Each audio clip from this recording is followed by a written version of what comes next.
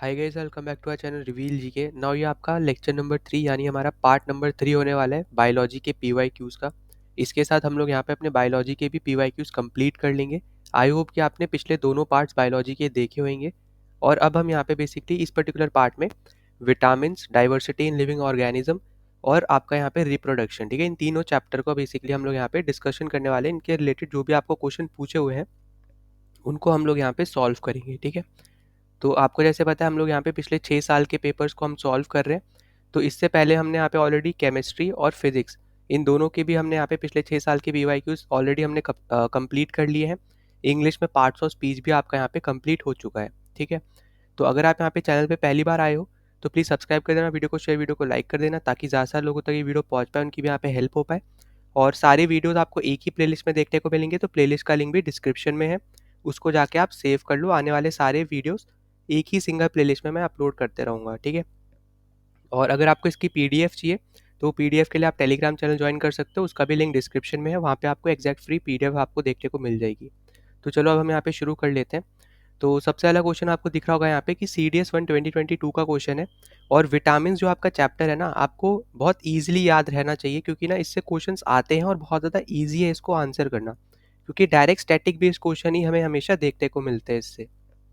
अब जैसे आप देखो यहाँ पे पहला क्वेश्चन आपसे पूछा जा रहा है कि जो डिजीज़ होती है यहाँ पे रिकेट्स नाम की, वो आपके चिल्ड्रंस में होती है, ठीक है।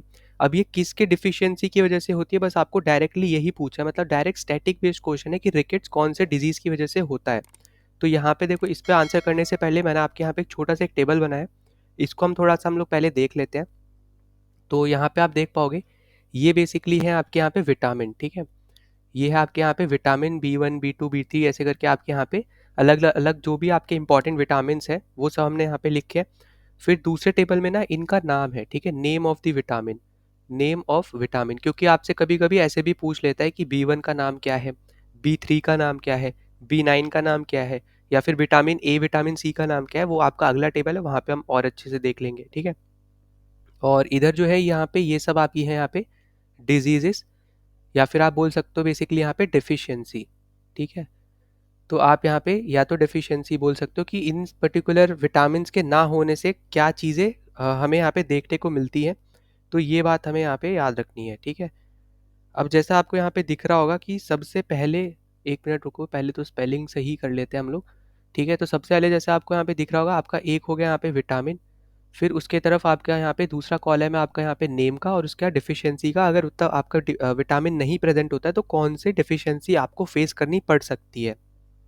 तो अगर आप देखोगे यहाँ पे, तो ये आप पूरा टेबल आप यहाँ पे याद रख सकते हो, ठीक है। सिंपल टर्म्स में अगर आप देखोगे कि आप किस तरीके से यहाँ पे याद रख सकते हो, एक शॉर्ट ट्रिक, या फिर आप बोल सकते हो यहाँ पे, जैसे हम ज़्यादातर चीज़ों को याद करने का हम लोग हमेशा सोचते हैं, तो वो आपका यहाँ पे एक मैं शॉर्ट ट्रिक अलग से यहाँ पे बता देता हूँ अगले वाले में। यहाँ पे ज़्यादा जगह है तो यहाँ पे हम ऊपर लिख लेते हैं। तो देखो यहाँ पे याद रखना, the Ronaldo, the Ronaldo and Paulo, ठीक है, and Paulo played for, played for biostar, biostar football club, ठीक है, फुटबॉल क्लब। अब बस आपको एक इतना सा सेंटेंस याद रखना है, ताकि आप एक तरीके से आप ऐसे बोल सकते हो कि इतने से सेंटेंस से आप ना जितने भी आपको ये विटामिन बी के नाम दिख रहे हैं ना, इन सबको आप यहाँ पे याद रख सकते हो। अब कैसे याद रखोगे, जैसे सबसे पहले आपका टी कैपिटल है, इससे आप याद रखोगे थाइमाइन, ठीक है, जो आपका B1 का नाम होता है। दूसरा आपका आर दिख रहा है, B2 का नाम होता है राइबोफ्लेविन। फिर एन आपको दिख रहा है, B3 का है यहाँ पे, चलो मैं ऐसे लिखते हुए चल रहा हूँ, B1 ये B2, यहाँ पे B3 इसका होता है नियसिन। फिर आपका B5 जो आपका यहाँ पे पहला वाला है, ये आपका है यहाँ पे पेंथोजेनिक एसिड, ठीक है। ये सबके नाम पीछे लिखे हैं इसलिए मैं वापस नहीं लिख रहा हूँ, ठीक है। फिर अगला आपको यहाँ पे P दिख रहा होगा, ये आपका आ जाता है यहाँ पे पायरेडॉक्सिन। फिर आपका आता है यहाँ पे बायोटीन, ठीक है, B7, यहाँ पे B5, B6, और ये आपका है यहाँ पे B7, ठीक है। फिर आपका आता है यहाँ पे फोलिक एसिड, ये आपका होता है यहाँ पे B9, और लास्ट वाला है आपका यहाँ पे कोबेलमीन, जो आपका यहाँ पे B12 होता है। तो इस छोटे से आपके सेंटेंस से आप उन चीज़ों पे फोकस करो यहाँ पे जो कैपिटल में लिखे हैं, तो आप यहाँ पे इजीली इन सबको यहाँ पे नाम के साथ याद रख सकते हो बी के केस में, ठीक है। बी के अलग अलग जितने भी आपके यहाँ पे विटामिन होते हैं, B1, B2, B3। अब इसको याद करने का एक और तरीका ये आप यहाँ पे बोल सकते हो मतलब वो तो नाम आपको वैसे ही याद रखने हैं, पर B3 के बाद B5 आएगा, ये आप कैसे याद रखोगे, तो जो 4 के मल्टीपल्स है ना उनको आप छोड़ दो, ठीक है। मतलब सिर्फ 4 और 8 को छोड़ना, 12 को मत छोड़ना, क्योंकि 12 तक हम लोग यहाँ पे बेसिकली बस पढ़ते ही हैं, ठीक है। वही मेन आपके यहाँ पे विटामिन है जिनके बारे में हम यहाँ पे पढ़ते हैं। तो B4 नहीं होगा आपका और B8 नहीं होगा, बाकी आपको जो दिख रहे हैं वो सारे आपको यहाँ पे देखने को मिलेंगे, ठीक है। तो B9 और उसके बाद सीधा आपका B12 आ जाएगा। तो ये आप यहाँ पे ऐसे नाम याद रख सकते हो। वही सेम चीज़ आपकी यहाँ पे vitamin A C D E और के आपका होता है, इनके यहाँ पे ये नाम दे रखे हैं, ये आपके हैं यहाँ पे नाम, ठीक है। ये सारे आपके यहाँ पे विटामिन है, उनको किस किस नाम से जाना जाता है तो वो सब आपको इस सेकेंड कॉलम में दे रखा है, और ये फिर वापस से आपकी यहाँ पे डेफिशिएंसी हो गई, ठीक है। तो ये सब छोटी छोटी चीज़ें आपको यहाँ पे याद रख लेनी है। फिर देखो इसके बाद ना आपका यहाँ पे जैसे पूछा हुआ है क्वेश्चन, अगर हम देखें तो आपसे बोला जा रहा है the disease rickets develop in children due to the deficiency of. अब यहाँ पे अगर आप आओगे, यहाँ पे आपको क्लियरली दिख रहा होगा यहाँ पे रिकेट्स है ना। तो रिकेट्स की अगर हम यहाँ पे बात कर लेते हैं तो यहाँ पे ना ये आपकी होती है विटामिन, यहाँ पे पहले कलर चेंज कर लेते हैं हम लोग यहाँ पे। तो विटामिन डी की वजह से आपको यहाँ पे जो आपकी रिकेट है, बीमारी जो है बेसिकली डिजीज का यहाँ पे डिफिशियंसी जो है जो बच्चों में होती है वो आपको यहाँ पे देखने को मिलती है, ठीक है। तो प्लीज़ यहाँ पे इस चीज़ को यहाँ पे याद रखना, ये सिंपल सिंपल बीमारियाँ हैं जिनके ऊपर क्वेश्चन आपसे पूछा जाता है। तो यहाँ पे ये बहुत ज़्यादा ही इंपॉर्टेंट चीज़ें हैं, तभी मैंने आपको यहाँ पे 2 टेबल के अंदर ही आपको यहाँ पे कंप्लीट करा दिया है, ठीक है। अब इसके अलावा एक और चीज़ याद रखना, ये आपका होता है चिल्ड्रन में। एक आपकी यहाँ पे बीमारी होती है ऑस्टियोमेलेसिया, ठीक है, ऑस्टियोमेलेसिया। ये आपके एडल्ट में होती है, और ये आप देखोगे यहाँ पे ये आपके चिल्ड्रन में होती है, ठीक है। तो ये दोनों ही बीमारियाँ आपको यहाँ पे याद रखनी है, ये आपके लिए बहुत ज़्यादा इंपॉर्टेंट है, ठीक। फिर उसके बाद हम चलते हैं यहाँ पे, पहले क्वेश्चन में मार्क कर लेते हैं। ये हमारा था यहाँ पे, हमारा आंसर कौन सा था, हमारा आंसर था यहाँ पे विटामिन डी, ठीक है। तो बी ऑप्शन हमारा करेक्ट हो जाएगा। तो इस तरीके से आप यहाँ पे टेबल याद कर लेना, ठीक है। बाकी आपको यहाँ पे कंप्लीट दे रखा है, पीडीएफ जब मिलेगी इसको रिलीज, मतलब जब मैं यहाँ पे दूंगा तो इसको यहाँ पे रिवाइज कर लेना। फिर अगले पे अगर हम चले तो अगला आपको पूछा जा रहा है कि which of the following acid is also known as vitamin C. अब देखो यहाँ पे ना आपको पिछले में ही नाम बताया था, ये आपका है यहाँ पे एस्कॉर्बिक एसिड, ठीक है। और वैसे भी आपको जो बाकी दे रखे हैं ना, ये हमने यहाँ पे केमिस्ट्री में जब हम एसिड्स एंड बेसिस का कॉन्सेप्ट पढ़ रहे थे, या फिर आप बोलो चैप्टर्स हम पढ़ रहे थे, वहाँ पे मैंने आपको एक टेबल दिखाया था जहाँ पे सोर्सेज दे रखे थे। जैसे विनेगर में आपका एसिटिक एसिड होता है, टोमेटो में आपका ऑक्जेलिक एसिड आपका होता है, जैसे फॉर एग्जांपल है ना।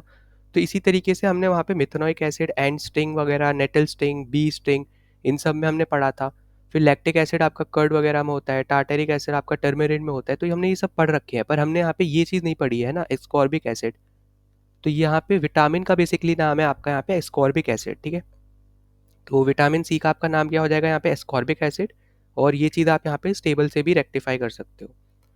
फिर यहाँ पे वही जो अभी आपको टेबल बता रहा था ना, अभी वही वाला सेम टेबल मैंने यहाँ पे लगा रखा है, ठीक है। तो ये आप यहाँ पे ज़रूर देख सकते हो। अब ऐसे देखने के लिए आपका ये केमिस्ट्री का भी बन सकता है क्वेश्चन, पर ये जो क्वेश्चन पूछा था ये आपका बायो का था, ठीक है। पर इन्होंने जो 3 ऑप्शन दे दिए, अगर आप वो उस तरीके से देखोगे तो हमने यहाँ पे ये चीज़ें केमिस्ट्री में पढ़ रखी हैं ऑलरेडी इस टेबल के थ्रू, है ना, एसिड्स एंड बेसिस में।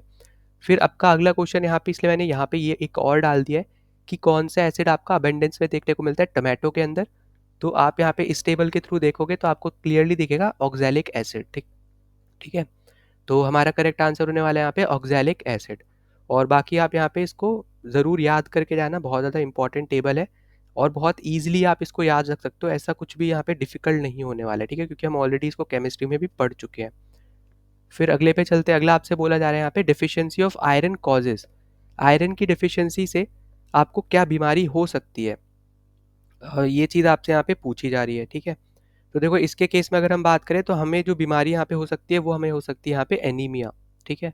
तो हमारा फर्स्ट जो ऑप्शन है वो हमारा करेक्ट हो जाएगा, क्योंकि अगर आप देखो स्कर्वी तो आपका यहाँ पे विटामिन सी से होता है, रिकेट्स आपके जो होते हैं वो बेसिकली आपका विटामिन डी से होता है, जो अभी हम पढ़ के आए थे। और ये जो क्लोरा है ये बेसिकली आपका यहाँ पे होता है बैक्टीरिया से, ठीक है। ये आपका होता है यहाँ पे बैक्टीरिया से, तो ये पॉइंट भी याद रखना। तो आयरन से जो आपकी डेफिशिएंसी होगी वो आपका है यहाँ पे एनीमिया, ठीक है। तो यहाँ पे यही यही पॉइंट इंपॉर्टेंट है जो आपको यहाँ पे याद रखना है, ठीक ठीक है। अब यहाँ पे बेसिकली अगर आप देखोगे तो इसमें क्या होता है कि जो आपका हीमोग्लोबिन है वो आपका आयरन रिच होता है, ठीक है। यहाँ पे चलो मैं हल्का सा लिख देता हूँ। तो यहाँ पे जो आपका हीमोग्लोबिन होता है ये आपका एक आयरन रिच मटेरियल आप इसको बोल सकते हो, या फिर आयरन रिच प्रोटीन होता है ये, ठीक है। सिंपल टर्म्स में अगर आप देखो तो आयरन रिच प्रोटीन होता है ये। अब जब यहाँ पे आपको ऐसा कुछ बेसिकली आप देखो, जब आपको लगता है ना कि आपके अंदर आयरन नहीं है, मतलब आयरन की कमी हो रही है, इसका मतलब सिंपल लेवल यहाँ पे ये है कि इसके यहाँ पे इसका जो आपका बेसिकली आप समझो, जैसे मान लो फॉर एग्जांपल समझा रहा हूँ, जैसे मान लो आपका ये आपकी बॉडी में 100 प्रेजेंट है ये, ठीक है, और क्योंकि अभी यहाँ पे ये आयरन रिच है तो आपको अच्छा खासा भी आयरन की कोई कमी हो नहीं रही है। अब आपको ऐसा लगता है कि आपके अंदर ना आयरन की कमी होने लग जाती है, तो इसका मतलब ये है कि आपके जो हीमोग्लोबिन का लेवल है ना, वो आपका क्या हो रहा है, यहाँ पे डिक्रीज हो जा रहा है। ठीक है, तो जब आपका हीमोग्लोबिन का लेवल डिक्रीज हो जाएगा, मतलब ये कम हो जाएंगे क्वांटिटी में, तो आपको यहाँ पे आयरन की डेफिशिएंसी देखने को मिलेगी। ठीक है, तो ये भी पॉइंट आपके लिए एक इम्पॉर्टेंट है, ये भी आप यहाँ पे याद रख सकते हो। ठीक है, फिर अगले पे चलते हैं हम लोग यहाँ पे।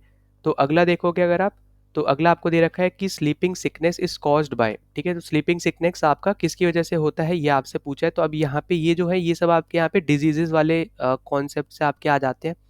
ठीक है, तो ये सारे आपके किससे आ जाते हैं, ये सारे आपके यहाँ पे डिजीजेस वाले कॉन्सेप्ट से आ जाते हैं। तो यहाँ पे जो आपसे पूछा जा रहा है, ये आपसे पूछ रहा है कि स्लीपिंग सिकनेस आपका यहाँ पे किससे होता है। तो देखो, स्लीपिंग सिकनेस की अगर हम बात करें तो यहाँ पे ना आपको कुछ इंपॉर्टेंट चीज़ें हैं जो आपको यहाँ पे याद रख लेनी है। जैसे स्लीपिंग सिकनेस जो है आपका, ये आपका होता है प्रोटोजोया से। अब यहाँ पे आपको प्रोटोजोया नहीं दिया है, इन्होंने उसका नाम पूछा है कि कौन सा प्रोटोजोया। ठीक है, तो यहाँ पे अपना करेक्ट आंसर होगा यहाँ पे ट्राइपोनोसोमा। और इससे रिलेटेड आप कुछ और भी यहाँ पे चीज़ों को याद रख सकते हो। जैसे आपसे कभी कभी पूछ सकते हैं यहाँ पे कि पेप्टिक अल्कर जो आपकी डिजीज़ है, ये आपके कौन सी चीज़ से होती है। तो यहाँ पे याद रखना, ये आपकी होती है बैक्टीरिया से। और बैक्टीरिया का नाम भी आपको पता होना चाहिए, इसका नाम होता है यहाँ पे हेलिको बैक्टीरिया। ठीक है, हेलिको बैक्टीरिया पाइलोरी। ठीक है, तो ये आपको यहाँ पे नाम याद रखना है। फिर दूसरा अगर हम देखें, सबसे ज़्यादा जो पूछा जाता है वो आपसे पूछा जाता है यहाँ पे लेशमानिया वाला केस, क्योंकि लेशमानिया भी आपका एक तरीके का प्रोटोजोया ही होता है। पर वो कौन सी बीमारी या फिर डेफिशिएंसी, आप मतलब बीमारी ही बोलोगे यहाँ पे, डेफिशिएंसी तो नहीं। तो ये आपका होता है यहाँ पे काला अजहर। ठीक है, तो काला अजहर बेसिकली आपका होता है यहाँ पे लेशमानिया से, और लेशमानिया आपका एक प्रोटोजोया है। ठीक है, ये आपका क्या है यहाँ पे, प्रोटोजोया है। और यहाँ पे भी आप इसको ब्रैकेट में लिख लेना, ये तीसरा इंपॉर्टेंट था, ये भी आपका एक प्रोटोजोया है। ठीक है, फिर आपसे पूछता है कि जो आपके एक्ने होते हैं, एक्ने किसकी वजह से होते हैं। तो ये आपके होते हैं यहाँ पे स्टेफाइलोकोकी। ठीक है, कोकी, और ये आपका एक बैक्टीरिया ही होता है। ठीक है, ये भी आपका क्या होता है, ये भी एक आपका बैक्टीरिया होता है। ठीक, तो ये कुछ आपके बहुत ज़्यादा इंपॉर्टेंट है। जैसे कभी कभी आपसे पूछ लेगा, मान लो फॉर एग्जांपल कॉमन कोल्ड, ठीक है, जो बहुत ज़्यादा आपको जैसे बुखार वगैरह चढ़ जाता है, तो वो आपका किसकी वजह से होता है, तो आपका वो वायरस की वजह से होता है, जिसका नाम होता है राइन। ठीक है, तो यहाँ पे कुछ इंपॉर्टेंट चीज़ें हैं जिनको आप यहाँ पे ज़रूर याद रख सकते हो। इसके अलावा आप देखो कि यहाँ पे जैसे मान लो आपसे पूछता है कि डेंगू किसकी वजह से होता है। तो डेंगू आपका होता है यहाँ पे एडीज़ मॉस्किटो जो आपके होते हैं उनकी वजह से। ठीक है, एडीज़ मॉस्किटो की वजह से आपका यहाँ पे आपको देखने को मिलता है ये। इसी तरीके से आप देखोगे यहाँ पे, तो एडीज़ जो ये नाम है ना, ये आपको यहाँ पे याद रखना है, क्योंकि इससे और भी बहुत सारी बीमारियाँ होती हैं। जैसे अगर आप देखो, आपका जीका वायरस है। ठीक है, जीका वायरस अफ्रीका में ज़्यादा पॉपुलर है यहाँ पे ये। ठीक है, फिर आपका यहाँ पे चिकनगुनिया है, चिकन गुनिया आपका हो गया। ठीक है, और मलेरिया की अगर हम यहाँ पे बात कर लेते हैं, ऊपर लिख देता हूँ यहाँ पे, एक सेकेंड। ठीक है, तो अगर हम यहाँ पे मलेरिया की बात करें, तो मलेरिया में आपका यहाँ पे जो मलेरिया वाली डिजीज़ है, ये बेसिकली आपकी होती है यहाँ पे एनोफिलीज से, एनोफिलीज। ठीक है, तो ये सब आपके यहाँ पे एक इंपॉर्टेंट चीज़ें हैं जो आपको यहाँ पे याद रखनी है। तो यहाँ पे इससे रिलेटेड भी क्वेश्चन पूछा जा सकता है। और काला अजहर में अगर आपसे कोई पूछता है कि किसकी वजह से होता है, तो ये तो आपका हो गया प्रोटोजोया। तो ये सैंड फ्लाई की वजह से भी यहाँ पे आप यहाँ पे याद रख सकते हो, यहाँ पे ये होता है। ठीक है, तो यहाँ पे अपना आंसर मिल गया हमें यहाँ पे ट्राइपेनोसोमा। फिर अगला क्वेश्चन अगर आप देखो, वापस से वही सेम क्वेश्चन आपसे पूछा है कि स्लीपिंग सिकनेस आपका किसकी वजह से होता है, तो डायरेक्ट आंसर आप मार्क कर सकते हो यहाँ पे ट्राइपेनोसोमा। ठीक है, अब देखो यहाँ पे एक छोटा सा पॉइंट और हम लोग यहाँ पे डिस्कस कर लेते हैं कि वायरस से कौन सी बीमारियाँ होती है, और बैक्टीरिया से कौन सी बीमारियाँ होती है, और आपके यहाँ पे प्रोटोजोया से कौन सी बीमारियाँ होती है जो फेमस है। ठीक है, जिनके रिलेटेड आपको क्वेश्चन पूछे भी जाएंगे। जैसे अगर आप देखोगे वायरस की बात करें, तो कोल्ड जैसे आपका हो गया, जो अभी मैंने आपको बताया, राइन। ठीक है, इसके अलावा जो एड्स होते हैं वो वायरस से है। फिर आपका यहाँ पे जो डेंगू है, ये भी आपका वायरस से है। ठीक है, इसके अलावा आप देखोगे आपका पोलियो। ठीक है, पोलियो भी आपका इससे ही है। आपका जो मील्स करके आपकी एक बीमारी होती है, वो भी आपकी इससे है। और मलेरिया आपका इधर आता है। ठीक है, मलेरिया इधर है। फिर आपका काला अजहर इधर आएगा। ठीक है, इसके अलावा फिर आपका स्लीपिंग सिकनेस इधर आएगा, अभी मैंने आपको सब नाम भी बताए थे। ठीक है, स्लीपिंग, सिकनेस आपका इधर में आएगा। फिर इधर में आप देखोगे तो इधर आपके यहाँ पे टाइफॉइड आ जाएंगे, क्लोरिया आपका यहाँ पे आ जाएगा, ठीक है। फिर निमोनिया आपने यहाँ पे सुन रखा होगा, वो आपका इसका पार्ट होता है, ठीक है। निमोनिया के बाद आपका यहाँ पे एक्ने, ठीक है। इसके अलावा फिर आप देखोगे ट्यूबरक्लोसिस एक बहुत ज़्यादा इंपॉर्टेंट, ठीक है। फिर इसके अलावा आप देखोगे यहाँ पे टेटनस, ठीक है, टेटनस। फिर आपका यहाँ पे प्लेग, ठीक है। ये सब आपके यहाँ पे बैक्टीरिया से है। वायरस से आप देखोगे ना, वो बहुत सारी ऐसी चीज़ें जो ज़्यादा ही कॉमन है ना, आप ऐसे समझ सकते हो, आप उस तरीके से यहाँ पे चीज़ों को याद रख सकते हो, ठीक है। क्योंकि हाल फिलहाल में बहुत ज़्यादा यहाँ पे बीमारी फैल गई थी, तो आप इस तरीके से यहाँ पे इन चीज़ों को यहाँ पे याद रख सकते हो। जैसे चिकन पॉक्स आपका इसी में ही आता है, ठीक है। फिर स्मॉल पॉक्स आपके होते हैं, वो भी इसी में ही आता है। तो वायरस से आप ज़्यादातर वो बीमारियाँ देखोगे जो बहुत ज़्यादा ही कॉमन हो गई थी, और बैक्टीरिया से आप देखोगे तो थोड़ी बहुत कॉमन है, बहुत ज़्यादा कॉमन नहीं है। और फिर प्रोटोजोया से देखोगे तो वो और थोड़ी आपके यहाँ पे कॉमन नहीं है। मतलब सबसे कॉमन वायरस, फिर उसके बाद बैक्टीरिया, फिर प्रोटोजोया। तो इस तरीके से आप थोड़ी बहुत चीज़ों को यहाँ पे याद रख सकते हो कि ऐसे अगर आपने कभी भी कोई बीमारी सुनी हो, तो इस चीज़ों से आप यहाँ पे थोड़ा रिलेट करके आप यहाँ पे आंसर अपना मार्क कर सकते हो, ठीक है। फिर अगले पे चले, तो अगला आपको यहाँ पे दे रखा है कि which one of the following is not a epidemic disease, ठीक है। तो यहाँ पे देखो एपिडेमिक डिजीज़ के बारे में आपसे पूछा है कि इनमें से कौन सी आपकी एपिडेमिक डिजीज़ नहीं होती है, ठीक है। तो यहाँ पे जो हमारा करेक्ट आंसर होगा, ये हमारा होने वाला है यहाँ पे एलिफेंटाइसिस, ठीक है। अब यहाँ पे अगर हम इस पर्टिकुलर चीज़ से यहाँ पे रिलेटेड बात भी कर लेते हैं, तो देखो यहाँ पे जो आपको ऑप्शन दिए हैं, ठीक है। अब जैसे मैंने आपको अभी बताया था कि आपका क्लोरा आपका बेसिकली आपका बैक्टीरिया से होता है ना, ये अभी हमने यहाँ पे डिस्कस किया। मलेरिया आपका यहाँ पे जो है ये आपका होता है यहाँ पे प्रोटोजोया से, ठीक है। और इसमें ही हम बेसिकली यहाँ पे हम पढ़ते हैं एनोफिलीज, जो आपका यहाँ पे होते हैं ना एनोफिलीज, ठीक है। एनोफिलीज जो हम यहाँ पे मॉस्किटोज वगैरह में यहाँ पे जो हम अभी ये बात भी कर रहे थे, तो वो सब आपके यहाँ पे इसमें ही आपके आ जाते हैं। मलेरिया बेसिकली उनकी वजह से ही आपका यहाँ पे ये होता है। इसके बाद हमने वायरस का पढ़ा था, वायरस मतलब ये स्मॉल पॉक्स पढ़ा था, स्मॉल पॉक्स आपका यहाँ पे वायरस से होता है, ये हमने यहाँ पे देखा था, ठीक है। तो ये भी हमने यहाँ पे देखा। और इस वायरस का नाम भी आप यहाँ पे याद रख सकते हो, ये आपका होता है यहाँ पे वेरोला, ठीक है, वेरोइला। तो यहाँ पे ये इंपॉर्टेंट बस आपके यहाँ पे चीज़ें हैं। इसके अलावा आप देखोगे यहाँ पे तो एलिफेंटाइसिस जो है ये आपकी एक एपिडेमिक डिजीज़ नहीं है, क्योंकि ये पर्सन से पर्सन यहाँ पे नहीं जा सकती है, ठीक है। वहीं पर अगर आप इनको देखोगे तो ये पर्सन से पर्सन जा सकती हैं, ठीक है। तो यहाँ पे ये चीज़ यहाँ पे याद रखनी है कि यहाँ पे क्या हो सकता है, यहाँ पे बेसिकली आप ऐसे समझ लो कि ट्रांसफ़र हो सकता है आपके डिजीज़ का, ठीक है। ट्रांसफ़र हो सकता है डिजीज़ का पर्सन टू पर्सन आपकी इन तीनों में, पर ये एलिफेंटाइसिस जो है ये आपकी यहाँ पे ट्रांसफ़र नहीं हो सकती है, ठीक है। ट्रांसफ़र नहीं हो सकती है पर्सन टू पर्सन, इसलिए आपकी यहाँ पे ये एपिडेमिक डिजीज़ नहीं है, ठीक है। ट्रांसफ़र नहीं हो सकती है, क्रॉस लगा दिया मतलब नहीं हो सकती है, ठीक है। तो प्लीज़ यहाँ पे इसके बारे में याद रखना, ठीक। तो क्योंकि आपकी ये ट्रांसफ़र नहीं हो सकती है पर्सन टू पर्सन, इसलिए आपका यहाँ पे ये एपिडेमिक डिजीज़ नहीं है। वहीं पे जो बाकी आपकी है ये आपकी ट्रांसफ़र हो सकती है, स्प्रेड हो सकती है, आप ऐसे बोल सकते हो यहाँ पे कि स्प्रेड हो सकती है, ठीक है। स्प्रेड आप बोल सकते हो या फिर आप ट्रांसफ़र बोल सकते हो। तो स्प्रेड हो सकती है या फिर ट्रांसफ़र हो सकती है पर्सन टू पर्सन, वो सारी डिजीज़ आपकी यहाँ पे एपिडेमिक डिजीज़ होती है। तो यहाँ पे आई होप कि आपको ये छोटा सा पॉइंट समझ में आएगा, क्योंकि इससे रिलेटेड ना आपको यहाँ पे चीज़ें वापस से पूछी जा सकती है, ठीक है। तो बस आपको इतना पता होना चाहिए था कि एपिडेमिक डिजीज़ क्या होती है, जहाँ पे आपकी ऐसी कोई डिजीज़ जो एक पर्सन से दूसरे पर्सन ट्रांसफ़र हो सकती है या फिर स्प्रेड हो सकती है बहुत ज़्यादा ईजिली। उसमें एग्जाम्पल जैसे स्मॉल पॉक्स, मलेरिया और क्लोरा हो गया। पर एलिफेंटाइसिस जो है ये आपके यहाँ पे ऐसी डिजीज़ नहीं है जो यहाँ पे आपसे मतलब एक इंसान से दूसरे इंसान में फैल जाए, ठीक है।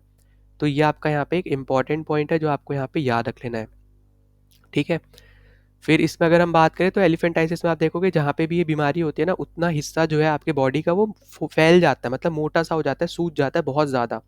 तो ये बस आप यहाँ पे एक एक्स्ट्रा पॉइंट है जो आप यहाँ पे याद रख सकते हो, ठीक। फिर हम अगले क्वेश्चन पे चलते हैं। अगला क्वेश्चन आपको यहाँ पे दे रखा है कि apart from hyper acid secretion, peptic ulcers are also develop due to bacterial infection, the causative agent is, ठीक है। तो बेसिकली आपसे ये बोला है कि आपका यहाँ पे हाइपर एसिड सिक्रेशन में पेप्टिक अल्कर्स भी आपके डेवलप होते हैं आपके बैक्टीरियल इन्फेक्शन की वजह से। तो ये आपका यहाँ पे जो बनते हैं वापस, ये कौन सी चीज़ की वजह से बनते हैं, उस एजेंट का आपको नाम बताना है। तो यहाँ पे आपका करेक्ट आंसर होने वाला है आपका यहाँ पे हेलिकोबैक्टीरिया, जो मैंने अभी आपको बताया भी था, अगर आपको यहाँ पे याद हो पीछे अगर हम चले। तो यहाँ पे मैंने देखो ये बता रखा है ना आपको पेप्टिक अल्कर, तो किसकी वजह से होता है, हेलिकोबैक्टीरिया की वजह से होता है। तो यहाँ पे हमने बता भी रखा है, डिस्कस किया है। तो यहाँ पे राइट आंसर आपका बन जाएगा यहाँ पे हेलिकोबैक्टीरिया पाइलोरी, ठीक है। तो ये आपका यहाँ पे आप बोल सकते हो कॉजेटिव एजेंट जैसा आपको यहाँ पे दिया है, तो इसकी वजह से आपका बेसिकली आपको पेप्टिक अल्कर देखने को मिलते हैं जो आपको यहाँ पे दे रखे हैं। और ये एक तरीके का आपका यहाँ पे क्या है, ये आपका एक तरीके का बैक्टीरिया ही है, ठीक। फिर अगले पे चलते हैं। यहाँ पे अगला देखो आपको पूछा जा रहा है यहाँ पे कि which one of the following essential for thyroid gland to make thyroxine. तो यहाँ पे ये बोला जा रहा है इन चारों में से क्या चीज़ इंपॉर्टेंट है, एसेंशियल है यहाँ पे थायराइड ग्लैंड को थायरॉक्सिन बनाने के लिए। तो आपने हमेशा पढ़ रखा होगा यहाँ पे कि आयोडीन बेसिकली आपका यहाँ पे रिलेट करता है थायराइड, थायरॉक्सिन, इन सब चीज़ों से। तो आप सीधे सीधे आप यहाँ पे आयोडीन मार्क कर सकते थे, ठीक है। इसके अलावा अगर हम जैसे और बात कर लेते हैं इसके रिस्पेक्ट में, तो जो आपका यहाँ पे ये थायराइड ग्लैंड है, ठीक है, इसको हम लोग यहाँ पे एडोनोक्राइन ग्लैंड भी बोलते हैं। एंडोक्राइन ग्लैंड हम यहाँ पे इसको बोलते हैं, ये भी आपको याद रखना है। अब यहाँ पे ये भी याद रखना है कि ये आपका लोकेट कहाँ होता है, तो ये आपका लोकेट होता है आपके नेक में, ठीक है, गले में बेसिकली आपका यहाँ पे ये लोकेट होता है। फिर इसमें आप देखोगे ना तो ये आपके ना दो हार्मोन्स को, ठीक है, दो हार्मोन्स को यहाँ पे ये सेक्रिएट करता है, ठीक है। और वो कौन कौन से होते हैं, तो एक आपका होता है यहाँ पे थायरॉक्सिन जो आपको यहाँ पे भी दे रखा है, ठीक है। एक आपका हो गया यहाँ पे थायरॉक्सिन, और दूसरा आपका हो गया यहाँ पे अगर हम लिखे ट्राई आइडो थायरोनाइन, ठीक है, ट्राई आइडो थायरोनाइन। तो यहाँ पे ये दोनों आपके यहाँ पे ऐसे हार्मोन्स है जो आपका जो थायराइड मतलब यहाँ पे आपका जो थायराइड ग्लैंड है ये बेसिकली आपका सिक्रेट करता है। तो ये आपको यहाँ पे याद रख लेना, बस इतना पॉइंट आपके लिए इंपॉर्टेंट है, ठीक है। बाकी ये आयोडीन से रिलेट करता है, ये हम यहाँ पे बीमारियों में पढ़ भी चुके हैं पहले भी कि आयोडीन की यहाँ पे डिफिशियंसी से क्या आपको हो सकता है, और आपके आयरन की डिफिशियंसी से जैसे हमने पढ़ा था आपका क्या हो सकता है, ठीक है, जैसे अनीमिया हमने पढ़ा था, तो वैसे ही आपका आयोडीन की डेफिशिएंसी से आपको क्या हो सकती है बीमारियां, वहाँ पे हमने इसके बारे में चीज़ों को पढ़ रखा है, ठीक है। तो आयोडीन में अगर आपको यहाँ पे याद नहीं है तो यहाँ पे याद कर लेना, वो आपका होता है यहाँ पे गोइटर, ठीक है। तो यहाँ पे ये सब इंपॉर्टेंट चीज़ें हैं, तो आपको यहाँ पे लग रहा हो कि बहुत ज़्यादा ईजी है, तो यहाँ पे क्योंकि डायरेक्टली स्टैटिक बेस्ड क्वेश्चन आपसे यहाँ पे पूछे जा रहे हैं, यहाँ पे ऐसा कुछ अलग से आपसे यहाँ पे नहीं पूछ रहा है वो, ठीक है। तो ये जितनी भी आपकी बीमारियां हैं, आपके यहाँ पे जितने विटामिन से रिलेटेड क्वेश्चन है, सब आपके स्टैटिक बेस्ड क्वेश्चन ही है, ठीक। तो आई होप कि आपको ये क्वेश्चन भी समझ में आ गया हो। बाकी आपको कोई भी दिक्कत हो ज़रूर आप यहाँ पे मेंशन कर देना कमेंट सेक्शन में, वरना आप यहाँ पे अपने टेलीग्राम चैनल पे भी पूछ सकते हो अपने डाउट्स, ठीक है। तो ये सब आपका यहाँ पे एक इंपॉर्टेंट चीज़ें हो गई जो आपको यहाँ पे याद रख लेनी है। और एक छोटा पॉइंट यहाँ पे लास्ट में और देख लेते हैं कि आपका जो आयोडीन है और आपका यहाँ पे सेलेनियम है, ठीक है, ये दोनों जो है ना बहुत ज़्यादा ही इम्पॉर्टेंट आपके माइक्रो न्यूट्रिएंट्स है ये, ठीक है, माइक्रो न्यूट्रिएंट्स है ये आपके थायराइड के हार्मोन्स के प्रोडक्शन के लिए, ठीक है, प्रोडक्शन के लिए ऑफ थायराइड हार्मोन्स, ठीक है, थायराइड थायराइड हार्मोन्स, ठीक है। तो और वो कौन से हार्मोन्स थे, वो बेसिकली आपके यही वाले हार्मोन्स है, थायरॉक्सिन और ट्राईआइडोथायरोनिन। तो इन दोनों के प्रोडक्शन के लिए आपके यहाँ पे आयोडीन और सेलेनियम ये दोनों बहुत ज़्यादा ही इंपॉर्टेंट माइक्रो न्यूट्रिएंट्स है, तो ये भी पॉइंट आपको यहाँ पे याद रखना है। नाउ अगले क्वेश्चन पे चलते हैं। तो अगला क्वेश्चन आपको यहाँ पे दे रखा है कि kwashiorkor is for form of malnutrition is caused by the deficiency of. तो बेसिकली आपसे ये पूछा है कि ये जो आपकी यहाँ पे बीमारी है ये किसके डेफिशिएंसी की वजह से होती है। तो डायरेक्ट आपका स्टैटिक बेस्ड क्वेश्चन है, तो वो आपका होता है यहाँ पे प्रोटीन, ठीक है। तो प्रोटीन की डेफिशिएंसी की वजह से आपको यहाँ पे ये बीमारी देखने को मिलती है, तो बस आपको यहाँ पे इतना ही याद रखना है। फिर अगले पे चलते हैं हम लोग यहाँ पे। देखो अगला आपका यहाँ पे बहुत ज़्यादा सिंपल है, क्योंकि हम केमिस्ट्री में भी हम लोग यहाँ पे ये चीज़ को कर चुके हैं पहले। यहाँ पे आपसे बस ये पूछ रहा है कि लिविंग ऑर्गेनिज्म इनमें से कौन सा है जो लिटमस देता है। तो हम यहाँ पे पहली केमिस्ट्री में पढ़ भी चुके हैं, तो वो आपका होता है यहाँ पे लाइचिन, ठीक है। और इसके बारे में हमने यहाँ पे और भी चीज़ें पढ़ी थी कि आपका यहाँ पे ये इंडिकेटर है एक तरीके से, blue litmus red litmus paper से रिलेटेड हमने यहाँ पे बात करी थी। फिर हमने यहाँ पे ये भी देखा था कि आपके यहाँ पे ऑल फैक्ट्री जो आपके यहाँ पे इंडिकेटर्स होते हैं वो आपके क्या काम करते हैं। फिर हमने देखा था जो आपके नॉर्मल एसिड बेस इंडिकेटर होते हैं या फिर सिंपल इंडिकेटर्स होते हैं वो कौन कौन से होते हैं, सब चीज़ हमने अच्छे से केमिस्ट्री वाले में डिस्कस कर रखी है, ठीक है। तो उनको आप ज़रूर यहाँ पे देख लेना। फिर अगले पे चलते हैं हम लोग। यहाँ पे अगला आपसे बोल रहा है कि which one of the following endocrine gland is not found in pair in human. इनमें से कौन सा आपका ऐसा एंडोक्राइन ग्लैंड है जो पेयर में नहीं मिलता है ह्यूमन के अंदर, ठीक है। तो यहाँ पे आपको याद रखना है कि नॉट पूछा है, मतलब जो नहीं मिलता है वो हमारा यहाँ पे आंसर होने वाला है। तो वो आपका आंसर होगा यहाँ पे पिट्यूटरी ग्लैंड। ठीक है, तो पिट्यूटरी आपका बेसिकली यहाँ पे आपको डबल नहीं देखने को मिलता है, मतलब पेयर में नहीं देखने को मिलता है। आप इस तरीके से आप यहाँ पे याद रख सकते हो। और जो आपके यहाँ पे ये एंडोक्राइन ग्लैंड्स होते हैं, तो ये आपके यहाँ पे देखोगे आप तो ये डक्टलेस, इनको ग्लैंड के नाम से भी हम लोग यहाँ पे इनको जानते हैं। ठीक है, तो इनको हम लोग यहाँ पे डक्टलेस ग्लैंड के नाम से भी जानते हैं। और इनका काम क्या होता है? इनका काम होता है सेक्रीट करना हार्मोन्स को। ठीक है, या फिर हार्मोन जो भी आप बोलते हो, तो हार्मोन्स को यहाँ पे सिक्रीट करना इनका काम होता है, वो भी यहाँ पे किस में? ब्लड में।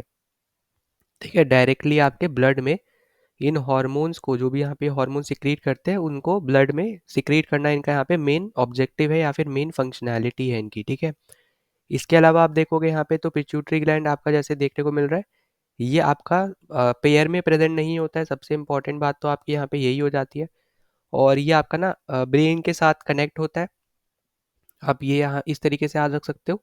और ये जो आपका होता है ना, अगर साइज़ की बात करें तो जैसे आपकी छोटी सी मटर होती है ना, पी जिसको हम बोलते हैं इंग्लिश में, पी जिसको हम बोलते हैं ना मटर बेसिकली, उतने ही साइज़ का आपका यहाँ पे ये ग्लैंड होता है, जो कि आपका लोकेट कहाँ होता है? तो ये लोकेट होता है बोन कैविटी में। ठीक है, ये हमें देखने को मिलता है बोन कैविटी के अंदर। ठीक है, या फिर आप बोलो बोन कैविटी में। ठीक है, और ये आपका अटैच किससे होता है? तो ये आपका अटैच की भी हम यहाँ पे चलो बात कर लेते हैं। तो ये आपका अटैच होता है यहाँ पे हाइपोथैलेमस से। हाइपोथैलेमस से आपका अटैच होता है, जो कि आपका ब्रेन का पार्ट हो गया। ठीक है, तो तो आपका यहाँ पे ये ब्रेन से ही आप इसलिए इनडायरेक्टली बोल सकते हो कि आपका यहाँ पे ये क्या होता है? ये आपका अटैच अटैच होता है। इसके अलावा यहाँ पे इसको ना एक और नाम से हम लोग जानते हैं, जिसको हम लोग बोलते हैं यहाँ पे मास्टर ग्लैंड। ठीक है, तो ये भी पॉइंट प्लीज़ यहाँ पे याद रखना कि पिट्यूटरी ग्लैंड को हम लोग यहाँ पे मास्टर ग्लैंड के नाम से भी जानते हैं। और बाकी तो आपका यहाँ पे यही इंपॉर्टेंट हो गया कि आपके यहाँ पे ये पेयर में नहीं होता है। इसके अलावा आप जैसे देखोगे यहाँ पे जो ये टेस्टीज है, ये बेसिकली आपका यहाँ पे मेल ऑर्गन हो गया। ठीक है, ये आपको पेयर में दिखेगा। ओवरी जो है आपका यहाँ पे ये फीमेल ऑर्गन हो गया। ठीक है, ये फीमेल्स में आपको देखने को मिलेगा। और जो आपका एड्रिनल वाला ग्लैंड है, ये भी आपका यहाँ पे पेयर में आपको देखने को मिलता है। ठीक, तो यहाँ पे इंपॉर्टेंट चीज़ें बस आपकी यहाँ पे यही थी जो आपको यहाँ पे समझानी थी। तो यहाँ पे अपना राइट आंसर होने वाला है बी ऑप्शन। फिर अगला क्वेश्चन आपको यहाँ पे दे रखा है कि in ovules of angiosperm which one of the following is not haploid cell. ठीक है, तो इनमें से आपका यहाँ पे कौन सा आपका हैप्लॉइड सेल नहीं होता है, ये आपको बेसिकली यहाँ पे बताना है। तो क्योंकि आपसे यहाँ पे क्या पूछा है? नॉट पूछा है, तो जो नहीं होता है वो हमारा यहाँ पे आंसर होने वाला है। तो वो हमारा आंसर होगा यहाँ पे ए ऑप्शन, न्यूसिलस। ठीक है, अब देखो यहाँ पे अगर हम बात करें एंजियोस्पर्म में, तो जो न्यूक्लियस बेसिकली होता है, ये आपका हैप्लॉइड नहीं होता है, ये आपका होता है यहाँ पे डाइप्लॉइड। ठीक है, ये कैसा होता है? ये आपका होता है डाइप्लॉइड। तो डाइप्लॉइड आप ऐसे समझ लो कि दो। ठीक है, हैप्लॉइड मतलब आप ऐसे समझ लो आपका एक। ठीक है, तो ऐसे इस टर्म में आप बेसिकली यहाँ पे सिंपल टर्म्स में आप ऐसे समझ सकते हो, हाइप्लॉइड मतलब सिंपल, और डाइप्लॉइड मतलब थोड़ा आपका कॉम्प्लेक्स टाइप हो जाएगा। ठीक है, तो यहाँ पे आपको यही चीज़ बस यहाँ पे याद रखनी है। बाकी आपका देखो डायरेक्ट स्टैटिक बेस्ड क्वेश्चन है, यहाँ पे ऐसे बहुत ज़्यादा समझाने का होता नहीं है। पर सिंपल टर्म्स में आप इतना याद रखना कि जो हैप्लॉइड्स होते हैं ना, इनके अंदर ना आपको सेल्स जो देखने को मिलेंगे, तो इनमें आपको सिंगल सेट ऑफ क्रोमोसोम देखने को मिलता है। सिंगल सेट ऑफ क्रोमोसोम आपको देखने को मिलता है, जो हमने यहाँ पे पिछले वीडियो में भी डिस्कस किया था। ठीक है, तो ये आपको यहाँ पे याद रखना है कि हैप्लॉइड में आपको सिंगल सेट ऑफ क्रोमोसोम देखने को मिलते हैं। ठीक है, ये सबसे ज़्यादा इंपॉर्टेंट हो जाएगा। और अगर हम यहाँ पे बात करते हैं अपने यहाँ पे डाइप्लॉइड की, ठीक है, तो डाइप्लॉइड जो आपके होते हैं, इनमें आपको सिंगल सेट ऑफ क्रोमोसोम देखने को नहीं मिलता है। इसमें आपको यहाँ पे टू, आप बोल सकते हो टू सेट ऑफ क्रोमोसोम्स देखने को मिलते हैं। ठीक है, टू सेट्स ऑफ क्रोमोसोम आपको यहाँ पे देखने को मिलते हैं। ठीक है, तो यहाँ पे यही एक आपका डिफरेंस है जो आपको यहाँ पे याद रख लेना है कि हैप्लॉइड सेल्स जो होते हैं वो आपके ऐसे सेल्स होंगे जहाँ पे आपको सिंगल सेट ऑफ क्रोमोसोम्स देखने को मिलते हैं। ठीक है, और डाइप्लॉइड आपके ऐसे आपके होते हैं जिसमें आपको टू सेट्स ऑफ क्रोमोसोम्स देखने को मिलते हैं। ठीक, तो यहाँ पे एक मिनट रुको, इसको करेक्ट कर लेते हैं स्पेलिंग को। तो आई होप कि आपको ये चीज़ें तो समझ में आ रही होंगी कि यहाँ पे आपका एक क्रोमोसोम से ही रिलेटेड होता है, जिसमें एक सेट उसका नाम होता है हैप्लॉइड सेल, जिसमें आपके दो सेट उसका नाम होता है यहाँ पे डाइप्लॉइड सेल। ठीक है, तो ये आपका यहाँ पे एक सिंपल सा बस आपका आंसर था जो आपको यहाँ पे याद रखना है। इसके अलावा आपको यहाँ पे ये तीनों भी अलग से यहाँ पे याद रख लेने कि इनके अंदर आपको हैप्लॉइड सेल देखने को मिलता है। हैप्लॉइड सेल मतलब हो गया यहाँ पे कि इन सब के अंदर सिंगल सेट ऑफ क्रोमोसोम आपका यहाँ पे प्रेजेंट रहेगा। ठीक है, तो ये पॉइंट आपको यहाँ पे याद रख लेना। अब देखो इसके अलावा आपको ना कभी कभी इस तरीके से भी दिया जाता है कि आपका डाइप्लॉइड लिख के ना आपको दे देगा यहाँ पे कि इसके अंदर 2n है, और हैप्लॉइड की जगह आपको सिर्फ n लिख के भी दिया जा सकता है। ठीक है, तो इसका मतलब यही समझ लेना, n मतलब यहाँ पे है आपका सेट ऑफ क्रोमोसोम। ठीक है, अब क्योंकि उन्होंने सिंपल n लिखा है, इसका मतलब है सिंगल सेट ऑफ क्रोमोसोम, और यहाँ पे ये 2n लिखा है मतलब 2 सेट ऑफ आपके क्रोमोसोम। ठीक है, तो इस तरीके से यहाँ पे इसको याद रखना है आपको। ठीक है, तो आई होप कि आपको ये चीज़ें भी समझ में आ गई हो। आपका और सच इसमें समझाने का नहीं है, बस यहाँ पे फैक्ट आप अलग से ये ज़रूर याद रख लेना कि ये तीनों में आपको यहाँ पे देखने को मिलता है आपका यहाँ पे सिंगल सेट ऑफ क्रोमोसोम। ठीक है, तो ये सबसे ज़्यादा इंपॉर्टेंट आपका यहाँ पे यही होने वाला है। ठीक, बाकी एज सच अगर आप देखोगे ना रिप्रोडक्शन में, ह्यूमंस वाले रिप्रोडक्शन से आपको ऐसे जितने ज़्यादा क्वेश्चन नहीं देखने को मिलते हैं, आपको प्लांट रिप्रोडक्शन के ज़्यादा क्वेश्चन देखने को मिलते हैं। ठीक है, तो अगले क्वेश्चन पे चलते हैं। तो अगला क्वेश्चन आपको यहाँ पे CDS 2 2021 का आपसे पूछा हुआ है। तो यहाँ पे आपसे पूछ रहा है कि इन 4 स्टेटमेंट जो आपको यहाँ पे दे रखी है, इनमें से कौन सी स्टेटमेंट वेरिएशंस के अकॉर्डिंग करेक्ट नहीं है। जो करेक्ट नहीं है वो हमारे यहाँ पे आंसर होगा। अब देखो सिंपल टर्म्स में समझाने के लिए आप यहाँ पे कैसे सोच सकते थे, जैसे मान लो आप ए इन्वायरमेंट में रह रहे हो, ठीक है, और आप जाके अब बी इन्वायरमेंट में रहने लग जाओ। तो यहाँ पे क्या होगा, आपको जैसे पता है, जैसे फॉर एग्जाम्पल हम मान लेते हैं कि आप एक कोई ए कंट्री में रह रहे हो, ठीक है, और फिर वहाँ से जाके आप किसी बी कंट्री में रहना शुरू कर देते हो।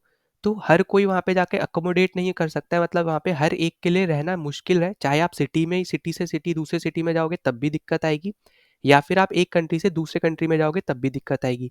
जैसे अगर सिंपल टर्म्स में अगर हम देखें, जैसे मान लो इंडिया से आप हम लोग लेके चलते फॉर एग्जाम्पल कोई भी आप ऐसी कंट्री, जैसे हम ले लेते चलो दुबई, ठीक है। अब यहाँ पे आपको देखो कितनी चीज़ें फेस करनी पड़ सकती है। पहला आपको फेस करना पड़ सकता है यहाँ पे मनी का इशू, ठीक है, क्योंकि दुबई ठीक ठाक महंगा है। दूसरा सबसे इंपॉर्टेंट जो आपका रहेगा वो रहेगा आपका फूड का, क्योंकि जैसे मान लो इंडियंस के आपके ज़्यादातर वेजिटेरियन है, ठीक है, पर दुबई में आपको वेजिटेरियन ऑप्शंस मिलेंगे पर वो बहुत ज़्यादा एक्सपेंसिव होंगे। तो आप यहाँ पे वेजिटेरियंस जो है वो वहाँ पे जाना ज़्यादा प्रेफर नहीं करेंगे। अब जो नॉन वेजिटेरियन है वो आपका वहाँ पे जा सकता है ना। आई होप कि आपको ये चीज़ समझ में आ रही है कि अगर हमारे पास दो इंसान है, एक आपका यहाँ पे नॉन वेज खाता है और एक आपका सिर्फ वेज खाता है, तो जो सिर्फ वेज खाता है वो ऐसी कंट्री को ज़्यादा प्रेफर करेगा जहाँ पे उसको वेजिटेरियन ऑप्शंस मिल पाए, है ना। वहीं पे नॉन वेज वाला तो कहीं पे भी जाएगा उसको नॉन वेज मिलना ही है, वो ईजी है यहाँ पे, अगर आप मतलब अराउंड द वर्ल्ड बात करोगे तो ऑब्वियस ही बात है, जब आप यहाँ पे इंडिया से दुबई जाओगे, ठीक है, तो ये नॉन वेज वाला ना इजीली सर्वाइव कर सकता है इस वेज वाले पर्सन से, क्योंकि नॉन वेज तो आपको हर जगह मिलना है, उसको आदत भी है खाने की, पर वेज वाले को आदत नहीं है। और वहाँ पे जो ऑप्शंस उसको मिलेंगे भी, हो भी सकता है कि उतना ज़्यादा वो टेस्ट के हिसाब से अच्छे ना हो वेजिटेरियन में, और साथ ही साथ ये भी हो सकता है कि वो एक्सपेंसिव हो, है ना। तो मनी और फूड ये आपके बहुत ज़्यादा ही एक प्राइमरी रीजंस होते हैं आपके यहाँ पे चीज़ों को देखने के, मतलब अगर आप एक जगह से दूसरी जगह जाते हो। और फिर अगर यहाँ पे अगर हम बात करें मनी इन द सेंस, अगर आप कमाने के हिसाब से जा रहे हो तब भी आप ये चीज़ सोच सकते हो, वरना एक्सपेंस में भी आप यहाँ पे मनी को देख सकते हो। ठीक है, तो इसी तरीके से अगर हम यहाँ पे बात करें, मान लो कोई एनिमल है, अगर वो फॉरेस्ट से सिटी में आके रहने लग जाए, क्या आपको लगता है कि हर एक एनिमल आपका यहाँ पे रह सकता है? इसका आंसर होगा आपका यहाँ पे नहीं रह सकता है ना। तो यहाँ पे जब आप एक इन्वायरमेंट से दूसरे इन्वायरमेंट शिफ्ट करते हो ना, तो आपको ना कुछ वेरिएशंस देखने को मिलते हैं आपके, अगर मान लो अपनी बॉडी में आपको देखने को मिलेंगे, तो जिसकी वजह से ना आपको जो आपको ये ऑप्शन दे रखे हैं उसके अकॉर्डिंग फिर आपको यहाँ पे आंसर देना है। ठीक है, ये सिंपल टर्म्स मैंने आपको समझाया वेरिएशन के रिस्पेक्ट में। अब जैसे अगर आप देखो, पहला ऑप्शन आपको दे रखा है कि वेरिएशन जो है is minimum in asexual reproduction. यहाँ पे आपसे बोल रहा है कि अगर कोई एसेक्सुअल रिप्रोडक्शन है तो उस पर्टिकुलर केस में वेरिएशन सबसे कम होता है। तो ये आपका यहाँ पे एकदम करेक्ट आंसर होने, मतलब यहाँ पे आपका ये करेक्ट स्टेटमेंट है, आंसर तो अपना नहीं होगा क्योंकि हमसे नॉट पूछा है। तो जो गलत स्टेटमेंट होगी वो हमारा बेसिकली यहाँ पे आंसर होगा। अब देखो ए रिप्रोडक्शन मतलब यहाँ पे ए सेक्सुअल रिप्रोडक्शन मतलब यहाँ पे जैसे आपका रीजनरेशन जब आप करवाते हो, जैसे आपने देखा होगा कि आप रोजेस को किस तरीके से बेसिकली आप उगा रहे हो। तो आप कैसे उगाते हो, आप काट, मतलब आपके पास एक छोटा सा आप बोल सकते हो यहाँ पे ऑर्गेनिज्म है जिसको आप टुकड़ों में तोड़ते हो या फिर काटते हो, और फिर उसके बाद आप यहाँ पे अलग अलग जगह पे उसको यहाँ पे उगाने के लिए छोड़ देते हो, है ना। इसी तरीके से जैसे आपका बर्डिंग होता है, हाइड्रा में जो आपका बर्डिंग होता है उसमें भी आप यहाँ पे सेम चीज़ ही कर रहे हो एक तरीके से। तो एसेक्सुअल रिप्रोडक्शन बेसिकली आपके यहाँ पे इन सब चीज़ों को यहाँ पे बता रहा है, जहाँ पे आपका फिजन हो रहा है, या फिर आप ऐसे समझ लो कि जहाँ पे ना कोई भी कांटेक्ट नहीं है, ठीक है। एसेक्सुअल का यहाँ पे अगर हम बात करें, एसेक्सुअल का मतलब होता है कोई भी आपका यहाँ पे सेक्सुअल इंटरकोर्स आपको यहाँ पे देखने को नहीं मिलता है। उन सब चीज़ों को बेसिकली उन सब प्रोसेस को हम लोग क्या बोलते हैं आप हम लोग यहाँ पे बोलते हैं एसेक्सुअल, ठीक है? जहाँ पे भी कोई भी सेक्सुअल इंटरकोर्स हमें देखने को ना मिले उसको हम बोलते हैं एसेक्सुअल। और इसके अगर हम एग्जाम्पल में अगर हम देखें, जैसे आपका यहाँ पे बडिंग एग्जाम्पल है इसका हाइड्रा में जो आपको ज़्यादातर देखने को मिलता है। फिर आपका फिजन इसका एग्जाम्पल है, ठीक है? फिर फ्रेगमेंटेशन जो आपको मैंने अभी बताया वो आपका यहाँ पे इसका एग्जाम्पल बन जाएगा। तो ये कुछ आपके ऐसे एग्जाम्पल होते हैं। वहीं पे दूसरा आपका टाइप होता है रिप्रोडक्शन का सेक्सुअल, ठीक है? जो ज़्यादातर ह्यूमंस में आप मतलब ज़्यादातर क्या आप यहाँ पे ह्यूमंस में देखते हो, एनिमल्स में देखते हो, ठीक है? तो ये सब आपके यहाँ पे जहाँ पे सेक्सुअल इंटरकोर्स होता है उसको हम लोग बोलते हैं यहाँ पे सेक्सुअल रिप्रोडक्शन, ठीक है? बस इतना पॉइंट आपको यहाँ पे याद रखना है। तो यहाँ पे जब हम वेरिएशन की बात करेंगे ना, तो यहाँ पे हमें कोई भी एसेक्सुअल रिप्रोडक्शन में हमें यहाँ पे वेरिएशन देखने को नहीं मिलता है। बहुत ही रेयर आपको यहाँ पे देखने को मिलेगा, मतलब बहुत ही कम देखने को मिलेगा, ठीक है? इसका मतलब ये है कि आप जैसे देखो ह्यूमन टू ह्यूमन अगर हम बात करें तो आपका यहाँ पे जैसे मान लो यहाँ पे एक मेल है, ठीक है? ये एक मेल है और एक फीमेल है, ठीक है? अब इनका यहाँ पे जो चाइल्ड होगा इसकी कुछ प्रॉपर्टी फीमेल वाली होंगी, इसकी कुछ प्रॉपर्टी मेल वाली होंगी। मतलब डीएनए के हिसाब से भी अगर आप बात करना चाहो तो हम डीएनए की हेल्प से जैसे फाइंड आउट कर सकते हैं ना कि कौन किसका बेटा है, कौन किसके फादर है, ये सब करके। तो इसमें आपको यहाँ पे वेरिएशंस देखने को मिलते हैं, ठीक है? पर यहाँ पे जब एसेक्सुअल इंटरकोर्स की बात कर रहे हैं, मतलब एसेक्सुअल रिप्रोडक्शन की बात करेंगे, तो वहाँ पे आपको बहुत ही कम वेरिएशन देखने को मिलेंगे। जो जैसा है वो वैसा ही आगे आपका देखने को मिलता है, ठीक है? उसमें ज़्यादातर चीज़ें चेंज होती हुई नहीं दिखती हैं, पर यहाँ पे आपको दिखेंगी। फिर दूसरा आपसे बोल रहा है कि all variation in species have equal chance of survival. तो अब देखो ये तो गलत हो जाएगा, क्योंकि अभी मैंने आपको यहाँ पे ये पूरा इसलिए ही समझाया था कि अगर कोई एक सिंपल टर्म्स में अगर कोई एक नॉन वेज वाला खाने वाला बंदा है और एक कोई वेज खाने वाला है, तो वो हर कंट्री में सर्वाइव नहीं कर सकते हैं, ठीक है? वेज वाला स्पेशली आपका मुस्लिम कंट्रीज जो है जहाँ पे वेजिटेरियन ऑप्शन बहुत ज़्यादा लिमिटेड होते हैं, तो उनमें वहाँ पे उसको सर्वाइव करना मुश्किल रहेगा। और खासकर अगर वो ऐसी कंट्री में जाता है वो जहाँ पे वो एक्सपेंसिव भी हो, तो उसके लिए सर्वाइव करना बहुत ज़्यादा और भी मुश्किल होगा, ठीक है? चाहे आप सिटी में ही अगर आप बात कर लो, जैसे अगर आप नॉर्थ इंडिया से साउथ इंडिया जाते हो तो भी आपकी बहुत सारी चीज़ें चेंज हो जाती हैं, ठीक है? जैसे अगर आप मान लो फॉर एग्जांपल नॉर्थ में दिल्ली से आप अगर हैदराबाद में जाते हो, तो हैदराबाद में भी आपको ज़्यादातर नॉन वेज ऑप्शन मिलेंगे। ऐसा नहीं है कि वेज नहीं मिलेगा, मिलेगा, पर लिमिटेड मिलेगा, ठीक है? तो इसलिए आपका यहाँ पे चीज़ों को फ़र्क आपका यहाँ पे आ जाता है। अब नॉन वेज जो खा रहा है, जो नॉर्थ इंडियन है, वो साउथ में जाके आराम से रह सकता है, क्योंकि वो नॉन वेज खा रहा है, तो नॉन वेज तो आपको साउथ में भी मिल ही रहा है, ठीक है? तो ये चीज़ें आपको यहाँ पे याद रखनी है। तो हर एक इंसान जो है वो बेसिकली आपका यहाँ पे सर्वाइव करना, हर एक आपके यहाँ पे चांस, मतलब आपका सर्वाइव करना उस इंसान का हर जगह पे या फिर अकोमोडेट करना वहाँ पे इक्वल नहीं होता है हर एक इंसान के लिए, ठीक है? तो आई होप कि आपको ये चीज़ तो समझ में आ गई हो। तो इसलिए यहाँ पे जो इन्होंने ये लिख दिया कि इक्वल चांस होगा, तो इसकी वजह से यहाँ पे गलत हो जाएगा, ठीक है? फिर इसलिए हमारा यहाँ पे यही आंसर है, क्योंकि हमसे नॉट पूछा था। तीसरा आपसे बोल रहा है कि changes in genetic constitution result in variation. तो देखो यही मैंने आपको यहाँ पे मेल और फीमेल वाले में बताया था कि मेल की कुछ प्रॉपर्टीज रहेंगी बच्चे में, फीमेल की कुछ प्रॉपर्टीज रहेंगी बच्चे में, तो यहाँ पे आपको वेरिएशन देखने को मिलता है, ठीक है? तो ये आपका यहाँ पे एकदम करेक्ट है। फिर अगला आपसे यहाँ पे डी ऑप्शन बोल रहा है कि variant can be selected by environmental factor. तो वही सेम चीज़ जैसे मैंने आपको यहाँ पे बताया था, एक कंट्री से जब कोई दूसरी कंट्री में जा रहा है तो मनी, फूड और भी सारे और भी फैक्टर्स होते हैं, उन सब इन सब को देखते हुए आप ये बता सकते हो कि वहाँ पे वो सर्वाइव कर पाएगा या नहीं कर पाएगा। इसी तरीके से जब आप यहाँ पे इन्वायरमेंट के केस में बात करोगे तो उसके ऊपर भी बेसिकली यहाँ पे चीज़ें रिलाई करती है। जैसे अगर आप कोई बहुत ज़्यादा, जैसे अभी आप इंडिया में रह रहे हो, ठीक ठाक आपकी गर्मी भी है, ठंडी भी है, पर अगर आप बहुत ज़्यादा ठंडी वाले कंट्री में रहने लग जाओगे तो हर कोई वहाँ पे जाके सर्वाइव नहीं कर सकता है। वही सेम सिनेरियो अगर आप बहुत ज़्यादा गर्मी वाले कंट्री में रहोगे जहाँ पे बहुत ज़्यादा गर्मी पड़ती है, तो वहाँ पे भी आपका सर्वाइव करना बहुत ज़्यादा मुश्किल होगा, ठीक है? तो मुश्किल आपका बेसिकली आपको यहाँ पे याद रखना है कि ये सब आपके इन्वायरमेंटल फैक्टर्स के ऊपर भी डिपेंड करता है, वेरिएशन को भी, ठीक है? तो इसलिए आपके यहाँ पे ये तीनों करेक्ट है, और एक लौता जो गलत था वो था आपका यहाँ पे बी ऑप्शन। तो इसलिए हमारा वो आंसर हो जाएगा, क्योंकि हमसे गलत ऑप्शन ही पूछा था कि हमारा गलत इसमें से क्या है, वो हमारा आंसर होगा। तो राइट आंसर हमारा हो जाएगा यहाँ पे बी ऑप्शन। फिर अगले पे चलते हैं हम लोग यहाँ पे। तो अगला आपसे यहाँ पे पूछा आ रहा है कि all the individual of a particular organism such as rose plant belong to a taxonomic category called. अब देखो अगर हम यहाँ पे इसके रिस्पेक्ट में बात करें कि टेक्सोनॉमिक कैटेगरी वगैरह, तो देखो आपको यहाँ पे याद होगा कि आपका ना यहाँ पे एक साइंटिस्ट आप बोल सकते हैं एक तरीके से, जो आपका यहाँ पे वाइटनर था, ठीक है?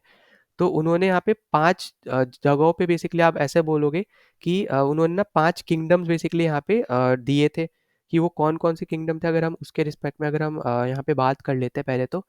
तो यहाँ पे किसने दिए थे, आपके दिए थे यहाँ पे व्हाइटेकर ने, और इन्होंने 5 किंगडम्स बेसिकली यहाँ पे दिए थे। 5 चीज़ों में बेसिकली इन्होंने डिवाइड किया था पूरे ह्यूमंस, और आप ऐसे बोल लो यहाँ पे मतलब पूरे जितने भी लिविंग ऑर्गेनिजम्स है ऐसा बोल सकते हो। पहला था आपका यहाँ पे मोनेरा, दूसरा आपका यहाँ पे प्रोटेस्टा, ठीक है।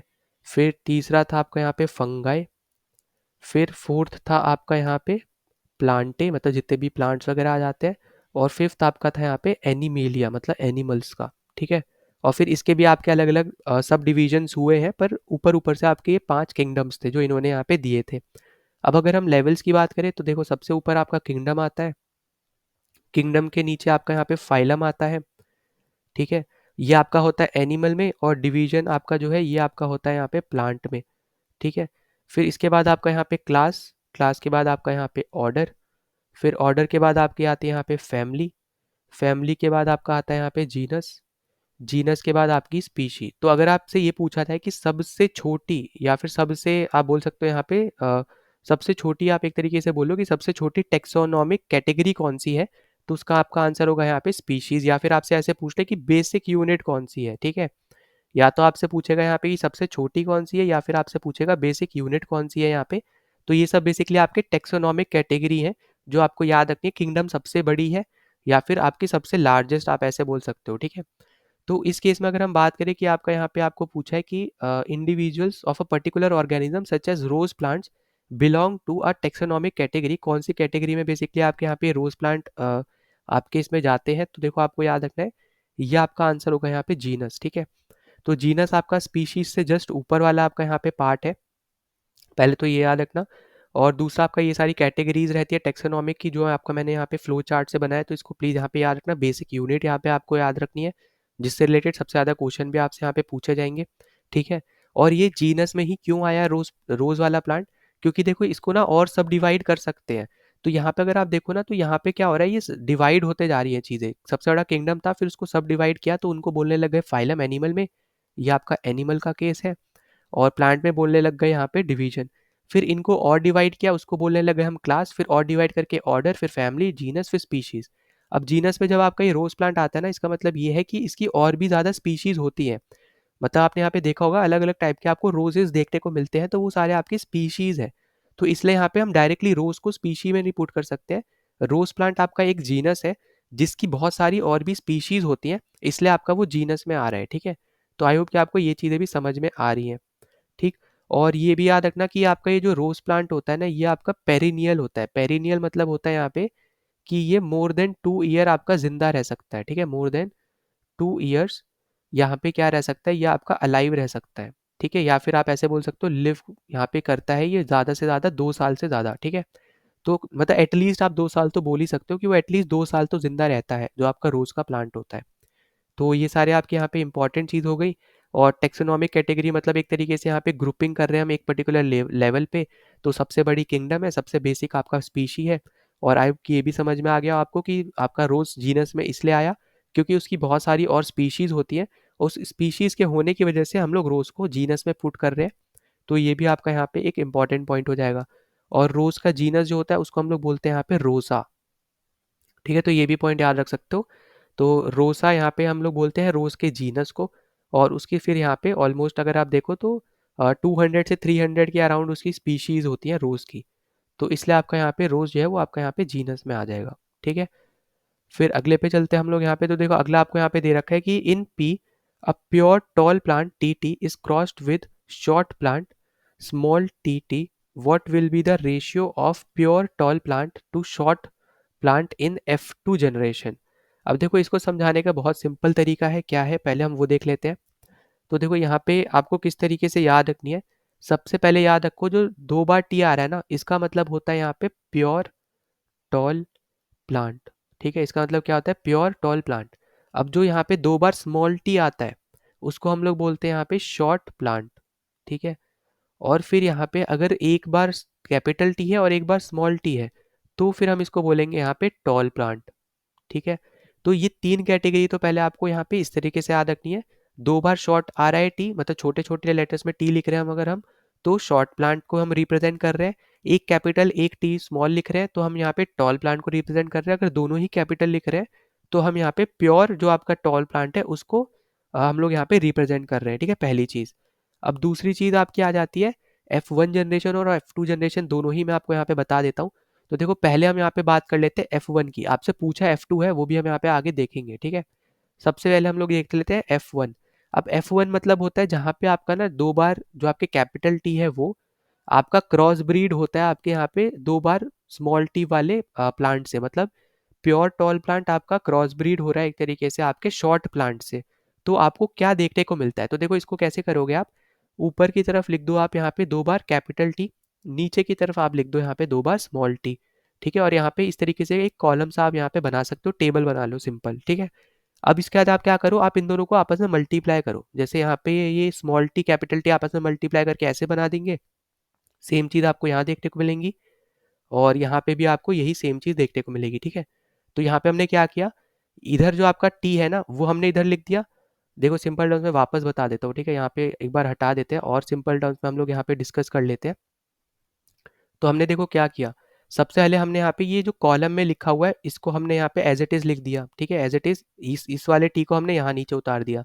अब इधर वाला जो आपका रो है इसमें जो लिखा हुआ है वो हमने इसके रो में यहाँ पे आगे इसके लिख दिया, ठीक है। वही फिर सेम तरीके से सेकेंड वाले रो में हमने जो लिखा हुआ है वो भी हमने आगे लिख दिया इस तरीके से।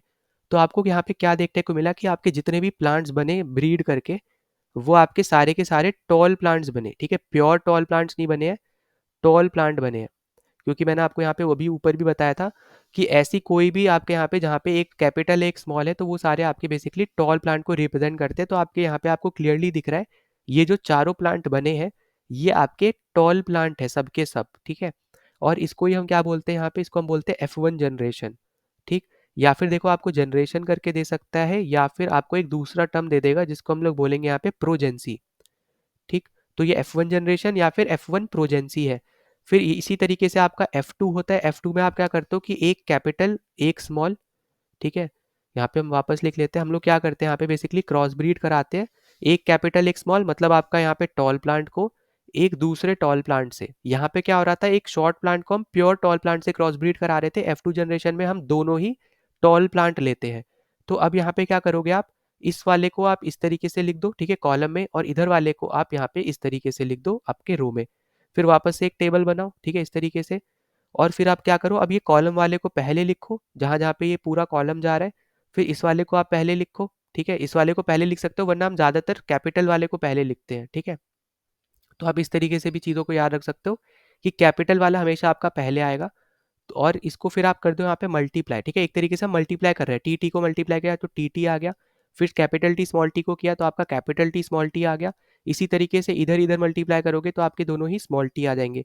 अब इसका मतलब क्या हुआ कि हमें यहाँ पे क्या देखने को मिला, हमें यहाँ पे 3 तो देखने को मिले टॉल प्लांट, ठीक है, और एक हमें यहाँ पे देखने को मिला शॉर्ट प्लांट इस पर्टिकुलर ब्रीडिंग के बाद। तो आपको यहाँ पे ये चीज़ आई होप कि समझ में आ गई हो, है ना। और अब यहाँ पे आपके ना 2 रेशियो निकलते हैं, एक आपका होता है यहाँ पे फेनोटाइप रेशियो, एक आपका होता है यहाँ पे फेनोटाइप रेशियो। तो फेनोटाइप रेशियो क्या होता है आपका टॉल इज टू डॉर्फ का रेशियो होता है, डॉर्फ मतलब यहाँ पे शॉर्ट प्लांट, ठीक है, डॉर्फ मतलब होता है यहाँ पे शॉर्ट प्लांट, ठीक है। और टॉल मतलब हो गया यहाँ पे कोई भी आप यहाँ पे बोल सकते हो। फिर यहाँ पे अब टॉल मतलब आपका यहाँ पे ये जो 3 आ रहे हैं इसमें अगर आप देखोगे F2 में तो क्या बनेगा, यहाँ पे टॉल आपको ये 3 दिख रहे हैं ना 3, और डॉर्फ आपका कितना है सिर्फ एक है जो आपका ये बन रहा है शॉर्ट प्लांट जो बन रहा है, इसलिए आपका फेनोटाइप का रेशियो बन गया 3:1, ठीक है। पहले तो आप यहाँ पे ये याद रखो। अब दूसरा आपका एक रेशियो आता है आपका यहाँ पे जेनोटाइप। अब जेनोटाइप जो आपका रेशियो है ना ये 3 चीज़ों के बीच में बनता है, उसका मतलब है आपका यहाँ पे 2 बार कैपिटल टी, एक स्मॉल एक कैपिटल और फिर दोनों ही आपके स्मॉल। तो इनके बीच में आपका रेशियो बनता है। अगर आप इसमें देखने जाओ तो इसमें आपको देखने को मिलेगा कि आपका यहाँ पे एक बार कैपिटल टी वाला आ रहा है, ठीक है, एक बार तो ये आपका हो गया प्योर, प्योर जो आपका टॉल प्लांट है वो, ये आपका है यहाँ पे टॉल प्लांट जो आपके 2 बार आ रहे हैं और एक आपका शॉर्ट प्लांट आ रहा है। तो ये आपका बन गया यहाँ पे जेनोटाइप। पेनोटाइप में हमने क्या किया कि चाहे वो आपका प्योर टॉल प्लांट हो या फिर टॉल प्लांट हो, दोनों को ही हमने टॉल लेके चला और हमने यहाँ पे पेनोटाइप रेशियो में उसको लिख दिया। पर हमने यहाँ पे जेनोटाइप में क्या किया कि हमने जीन्स के रिस्पेक्ट में हमने लिखा है, तो प्योर टॉल प्लांट अलग हो जाएगा, टॉल प्लांट का अलग हो जाएगा और फिर शॉर्ट प्लांट का अलग हो जाएगा। तो इस तरीके से हमने 3 रेशियो में हमने यहाँ पे बातों को लिखा, ठीक है। अब अगर हम यहाँ पे देखें आपसे क्या बोला है कि what will be the ratio of pure tall plant, pure tall plant अगर आप देखो F2 जनरेशन में आपका कितना है, ये है, एक है, ठीक है। तो प्योर टॉल प्लांट आपका कितना है, एक है। दूसरा आपको क्या बोल रहा है कि शॉर्ट प्लांट, तो शॉर्ट प्लांट आपका मतलब होता है स्मॉल टी। अगर आप यहाँ पे देखो तो ये भी आपका कितना है, एक है। तो इसलिए हमारा आंसर क्या बनेगा, 1:1 का बन जाएगा। तो ए ऑप्शन हमारा यहाँ पे करेक्ट है। आई होप कि आपको समझ में आ गया हो।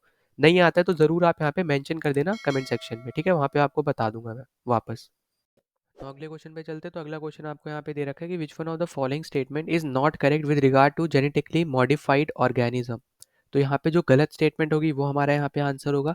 तो देखो जेनेटिकली मॉडिफाइड मतलब हो गया, जैसे आपको मैंने ह्यूमंस में बताया था कि एक आपका यहाँ पे मेल ऑर्गेनिज्म है, एक फीमेल है। तो उनके कुछ प्रॉपर्टीज आपके यहाँ पे चाइल्ड में जाते हैं, ठीक है, कुछ ए के जाएंगे कुछ बी के जाएंगे। तो वो बेसिकली आपका यहाँ पे जेनेटिकली मॉडिफाइड होके आपका यहाँ पे जो चाइल्ड है उसके अंदर कुछ अलग आप देखोगे यहाँ पे कि आपके पेरेंट्स से कुछ अलग आपका यहाँ पे आप बोल सकते हैं एक तरीके से आपको चीज़ें देखने को मिलेंगी, ठीक है। कुछ आपको ए की देखने को मिलेंगी मतलब फादर की, कुछ आपको बी की मतलब यहाँ पे मदर की देखने को मिलेंगी। तो वो बेसिकली आपके बन जाते हैं जेनेटिकली मॉडिफाइड। तो अब देखोगे अगर आप पहला आपको दे रखा है कि in this technique a gene from one organism is isolated and transfer to the cell of another organism. तो यहाँ पे देखो अभी मैंने आपको बताया एकदम करेक्ट हो जाएगा कि अगर यहाँ पे जैसे हम ह्यूमंस में बात करें तो एक फादर है एक मदर है, ठीक है। तो अगर अगर उनका यहाँ पे चाइल्ड है तो यहाँ पे फादर की कुछ प्रॉपर्टीज आपकी बेसिकली ट्रांसफर होंगी, मतलब जीन्स आपकी ट्रांसफर होंगी आपके आपके चाइल्ड में। तो यहाँ पे आप ये चीज़ से समझ पा रहे होगे कि आपका यहाँ पे पहली जो स्टेटमेंट आपको दे रखी है एकदम करेक्ट स्टेटमेंट है। तो ये हमारा आंसर नहीं होगा क्योंकि हमसे नॉट पूछा है। दूसरा आपसे बोल रहा है कि this technique has application only in plant. तो इन्होंने ओनली लगा दिया इसलिए आपका यहाँ पे गलत हो जाएगा और यही हमारा क्या हो जाएगा, यहाँ पे आंसर हो जाएगा। क्योंकि हमें यहाँ पे नॉट पूछा है, इस पे भी फोकस करना है, ठीक है। नॉट पूछा है और इन्होंने ओनली लगा दिया और बाकी मैंने आपको अभी एग्जाम्पल ह्यूमन का भी दिया था, मतलब एनिमल्स का भी दिया था। तो हमारा यहाँ पे करेक्ट आंसर हमारा बी ही होने वाला है। सिर्फ प्लांट में नहीं होता है, ये एनिमल्स में भी होता है, ठीक है। तो इसलिए हमें यहाँ पे अपना आंसर तो मिल चुका है, पर हम बाकी भी ऑप्शन देख लेते हैं। और तीसरा आपसे बोल रहा है कि gene for insect resistance may spread from crop plant to wild plant. अब देखो आपको यहाँ पे पता होगा कि कुछ आपके ऐसे प्लांट्स होते हैं जो एसेक्सुअल होते हैं। जैसे अभी हमने पिछले ही कुछ क्वेश्चन पहले हमने यहाँ पे बात करी थी जहाँ पे आपका सेक्सुअल इंटरकोर्स नहीं होता है। तो वहाँ पे क्या होता है बेसिकली आपके कुछ जो इंसेक्ट्स होते हैं आप ऐसे बोल सकते हो, वो आपके प्लांट्स का यहाँ पे जो आप एक तरीके से समझो यहाँ पे यूज़ कर रहे हैं एक तरीके से प्लांट को अपने यहाँ पे मटेरियल को बनाने के लिए, या फिर एक तरीके से आप ऐसे समझो, या फिर आपका जो विंड चलती है तो कभी कभी ना विंड के हेल्प से भी आपका जो आपका रिप्रोडक्शन है प्लांट्स में एसेक्सुअल का वो आपको वहाँ पे देखने को मिलता है, ठीक है। तो ऐसा जो उसमें ज़्यादा डीप में नहीं जाना है क्योंकि उतना ज़्यादा डीप में पूछता नहीं है। पर यहाँ पे जो स्टेटमेंट दे रखी है वो हमारी यहाँ पे करेक्ट स्टेटमेंट हो जाएगी क्योंकि आपका यहाँ पे जो जीन्स है बेसिकली इंसेक्ट का भी, ठीक है, ये आपका यहाँ पे स्प्रेड कर सकता है एक प्लांट से दूसरे प्लांट, क्योंकि वो इंसेक्ट कभी ना कभी आपका उस क्रॉप प्लांट में कभी ना कभी वो आया होगा, ठीक है। तो जब विंड चलेगी तो आपका वो ट्रांसफर कर सकता है इजिली। फिर डी आपसे बोल रहा है to introduce a transgenic animal the novel genes are inserted at a very early stage of development. अब यहाँ पे ट्रांसजेनिक एनिमल का मतलब एक तरीके से ये हो गया कि आपके पास एक कोई एनिमल है, उसको ना आपने किसी दूसरे एनिमल का जो डीएनए है, ठीक है, उसके साथ इंट्रोड्यूस कराया। तो ऐसे टाइप के एनिमल को हम बेसिकली बोलेंगे यहाँ पे ट्रांसजेनिक। जहाँ पे आपका एक नया एनिमल बनेगा तो वो आपका बन जाता है यहाँ पे ट्रांसजेनिक एनिमल, कि जहाँ पे आपका एक एनिमल था और फिर आपने उसमें दूसरे एनिमल का डीएनए डाल दिया तो वो आपका बन गया यहाँ पे क्या, ट्रांसजेनिक। तो इस केस में आपका यहाँ पे नोवल जीन्स पहले आपका यहाँ पे इंसर्ट होता है। तो यहाँ पे ये भी स्टेटमेंट आपकी एकदम करेक्ट है, ठीक है। और ये इसी की वजह से आपके एक्सपेरिमेंट पे यहाँ पे देखे होंगे आपने कि जो आपके चूहे वगैरह होते हैं उनमें एक्सपेरिमेंट इसका यहाँ पे किया भी गया था, ठीक है। तो आपके यहाँ पे जो 3 स्टेटमेंट बाकी थी वो आपकी एकदम करेक्ट थी। अगर आपको बाकी नहीं भी पता होता ना तब भी आप ये आंसर मार्क कर सकते थे जो आपका यहाँ पे बी ऑप्शन दे रखा है कि आपका जेनेटिकली मॉडिफाइड ऑर्गेनिज्म सिर्फ और सिर्फ प्लांट में होते, तो ऐसा नहीं है। ह्यूमंस में हम खुद एक एग्जाम्पल है, ठीक है, इसका जेनेटिकली मॉडिफाइड आपके ऑर्गेनिज्म का। ठीक, तो हमारा राइट आंसर हो जाएगा यहाँ पे बी ऑप्शन। फिर अगले पे चलते हैं। अगला आपसे दे रखा है कि in human being chromosomes that determine birth of a normal female child are. अब बेसिकली आपसे ये पूछ रहा है कि ह्यूमन में अगर हम बात करें, अगर आपका यहाँ पे फीमेल का कभी भी यहाँ पे बर्थ होता है तो फीमेल में कौन से क्रोमोसोम्स बेसिकली आपके यहाँ पे ट्रांसफर होते हैं, मतलब आपके मेल से कौन सा आता है फीमेल से कौन सा आता है, ताकि आपका आके वो एक फीमेल क्रोमोसोम बन पाए, ठीक है। मतलब क्रोमोसोम से ही आप ये बोल सकते हो एक तरीके से कि आपका वो मेल है या फिर फीमेल ऑर्गेनिज्म है, ठीक है। तो देखो यहाँ पे आपको जो याद रखना है वो ये याद रखना है, हम यहाँ पे बात भी कर लेते हैं। तो जो मेल होता है ना उसके बाद एक एक्स क्रोमोसोम होता है, ठीक है। और एक आपका वाई क्रोमोसोम होता है। ठीक है, सबसे पहले तो आपको यहाँ पे ये चीज़ याद रखनी है कि एक मेल के पास एक एक्स क्रोमोसोम होता है और एक वाई क्रोमोसोम होता है। फिर अगर हम यहाँ पे बात करें फीमेल के पास, ठीक है, तो फीमेल के पास सिर्फ और सिर्फ आपके यहाँ पे एक्स क्रोमोसोम ही होते हैं। ठीक है, एक्स क्रोमोसोम ही होते हैं। ठीक है, तो ये पॉइंट याद रखना। अब अगर हम यहाँ पे बात करें, इसका मतलब आपको ये चीज़ तो पता चल रही है कि फीमेल हमेशा जब भी उनका कोई भी बच्चा होगा तो वो हमेशा यहाँ पे सिर्फ एक्स क्रोमोसोम ही दे सकती है। पर यहाँ पे जेंडर जो बेसिकली हम देखेंगे ना, वो डिसाइड कौन करेगा, तो वो डिसाइड करेगा आपका यहाँ पे मेल, कि कभी वो आपका एक्स क्रोमोसोम देगा, कभी आपका वाई क्रोमोसोम देगा। क्योंकि फीमेल के पास सिर्फ और सिर्फ एक्स क्रोमोसोम है तो वो हमेशा एक्स क्रोमोसोम ही दे सकती है। ठीक है, तो इसलिए यहाँ पे जो जेंडर डिसाइड करेगा एक तरीके से वो आपका कौन करेगा, फीमेल कर, यहाँ पे मेल करेगा। ठीक है, तो अब इसका यहाँ पे देखो मतलब क्या हुआ।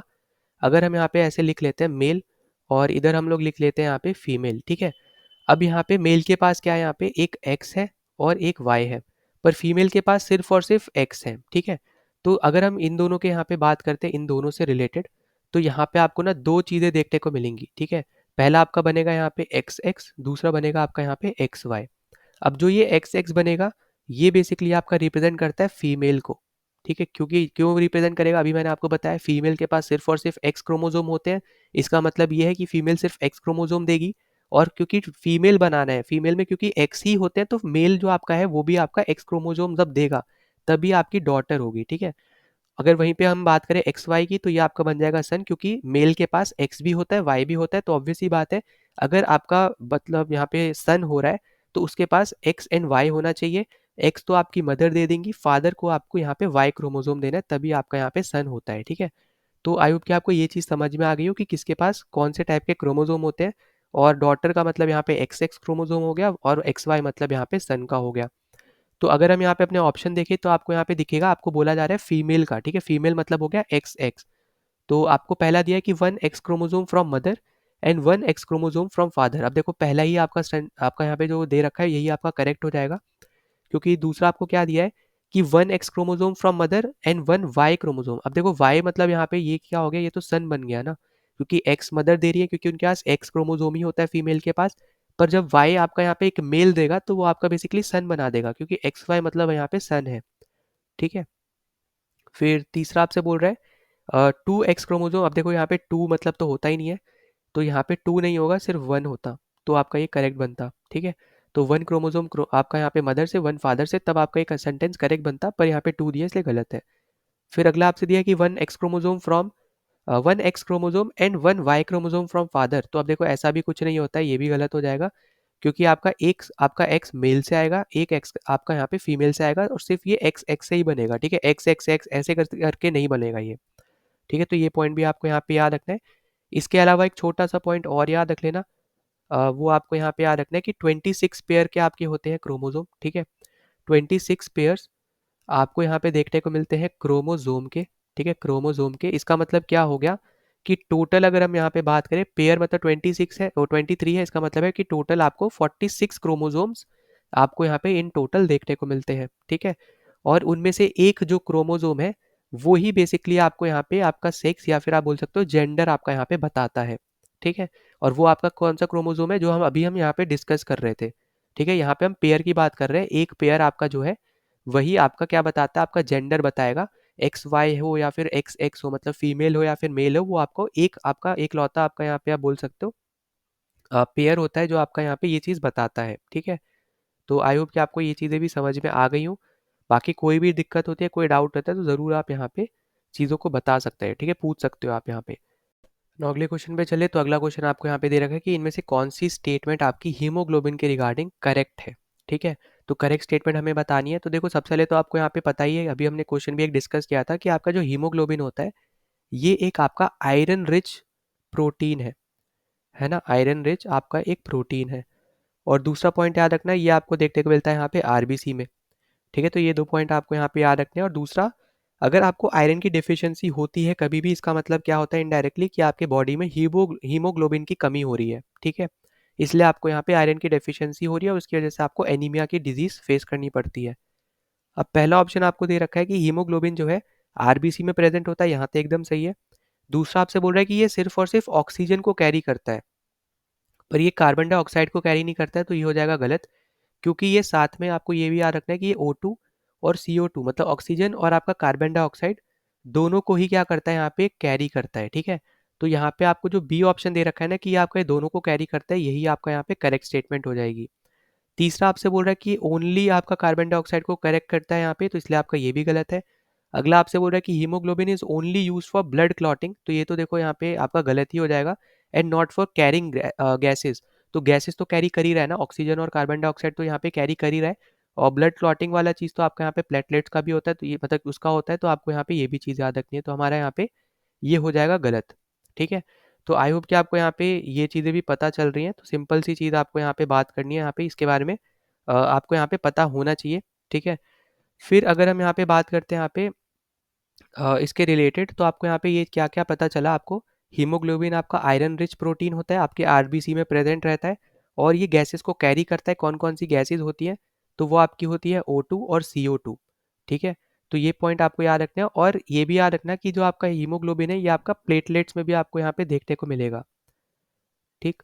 तो ये भी पॉइंट आपको यहाँ पे याद रख लेना, आपको यहाँ पे प्लेटलेट्स का भी पॉइंट याद रखना है, ठीक है। फिर उसके बाद हम चलते हैं अपने अगले क्वेश्चन पे। अगला क्वेश्चन आपको यहाँ पे दे रखा है कि which of the following is the correct sequence of event during sexual reproduction और इन प्लांट्स। तो देखो मैंने आपको बताया था कि ह्यूमन का रिप्रोडक्शन से ऐसा आपको क्वेश्चन ज़्यादा देखने को नहीं मिलते हैं, आपको ज़्यादातर क्वेश्चन प्लांट्स के रिप्रोडक्शन वाले चीज़ों से देखने को मिलते हैं, ठीक है। तो यहाँ पे आपको सीक्वेंस बताना है, करेक्ट सीक्वेंस बेसिकली आपको यहाँ पे पूछा जा रहा है रिप्रोडक्शन का प्लांट्स के अंदर, ठीक है। वो भी आपके सेक्सुअल का, एसेक्सुअल का नहीं, जिसमें आपका बर्डिंग आ जाता है, फिजन आ जाता है, फ्रेगमेंटेशन वगैरह आ जाते हैं, उनके बारे में नहीं पूछ रहा है। आपको यहाँ पे सेक्सुअल रिप्रोडक्शन पूछ रहा है, वो भी आपके प्लांट्स का, ठीक है। तो सबसे पहले आपको यहाँ पे क्या याद रखना है कि सबसे पहले तो आपका होता है यहाँ पे पॉलिनेशन। अब पॉलिनेशन अगर आप देखोगे तो वो सबसे पहले आपको इसमें नहीं देखने को मिलेगा, ना ही इसमें देखने को मिल रहा है, ना ही इस पे देखने को मिल रहा है। तो राइट आंसर आपका सीधा सीधा यही हो जाता अगर आपको सिर्फ इतना पता होता कि आपके रिप्रोडक्शन इन प्लांट में सबसे पहला स्टेप क्या होता है, यहाँ पे पॉलिनेशन का होता है, ठीक है। तो यहाँ पे हमें क्या पता चल रहा है कि सबसे पहला स्टेप हमारा यहाँ पे कौन सा होता है, हमारे यहाँ पे होता है पॉलिनेशन का स्टेप, ठीक है। तो सबसे इंपॉर्टेंट आपकी यहाँ पे चीज़ हो जाती है। तो पॉलिनेशन बेसिकली आप ऐसे समझ सकते हो कि पॉलिनेशन क्या होता है, जहाँ पे ना आपके जो पोलन ग्रेन्स है वो आपके ट्रांसफ़र होते हैं, ठीक है, आपके मेल पार्ट से फीमेल पार्ट में, तो उसको हम लोग बोलते हैं पॉलिनेशन, ठीक है। सिंपल टर्म्स में आप ऐसे समझ लो। पॉलिनेशन में क्या हो रहा है कि आपके जो पोलन ग्रेन्स है ना वो आपके मेल पार्ट से आपके फीमेल पार्ट में जा रहे हैं, ये आपको यहाँ पे याद रखना है। सबसे इंपॉर्टेंट आपका यहाँ पे ये पार्ट हो जाएगा, तो इसको हम लोग बोलते हैं यहाँ पे पॉलिनेशन, ठीक है। तो सबसे पहले आपका हो गया यहाँ पे पॉलिनेशन। फिर उसके बाद आपको यहाँ पे देखने को मिलता है, अगर हम बात करें फ्रेगमेंटेशन, ठीक है, सॉरी फर्टिलाइजेशन। फिर फर्टिलाइजेशन आपको यहाँ पे दूसरे पे देखने को मिलेगा, जिसके आगे आपको यहाँ पे और चीज़ें होती हुई नजर आएंगी। जैसे सबसे पहले में पोलन ग्रेन गए आपके मेल पार्ट से एक फीमेल पार्ट में, दूसरे में अगर आप देखोगे आपका एक तरीके से आपका जो ये दोनों पार्ट है ये आपस में जुड़ जाते हैं, या फिर आप बोलो थोड़ा कंबाइन करते हैं सिंपल टर्म्स में अगर आप देखो, ठीक है। तो यहाँ पे एक तरीके से आप ऐसे समझ सकते हो कि आपका यहाँ पे इंटरकोर्स हो रहा है एक तरीके से, और फिर आपका यहाँ पे जाइगोट आपका डिवाइड हो जाता है, जिसकी वजह से आपका एम्ब्रियो फॉर्म होता है, और फिर लास्ट स्टेप में आपको यहाँ पे सीडलिंग देखने को मिलते हैं, ठीक है। तो ये आपका यहाँ पे सबसे इंपॉर्टेंट पॉइंट्स है। जो सीडलिंग एक तरीके से यहाँ पे जो यंग छोटे छोटे प्लांट्स आप ऐसे बोल दो, या फिर छोटे छोटे जो हिस्से हैं प्लांट के वो आपको डेवलप होते हुए दिखते हैं प्लांट के एम्ब्रियो में, ठीक है। तो इस पॉइंट पे आपको याद रखना है, सबसे पहले क्या हुआ, पॉलिनेशन हुआ, जहाँ पे आपके पोलन ग्रेन्स जो थे वो आपके मेल पार्ट से फीमेल पार्ट में गए।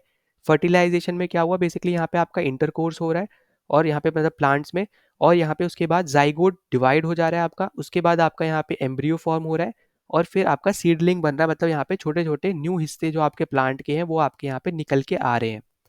तो ये आपका करेक्ट सीक्वेंस होगा आपके रिप्रोडक्शन इन प्लांट का, ठीक है, वो भी आपके सेक्सुअल वाले में। फिर आगे चलते हैं हम लोग यहाँ पे।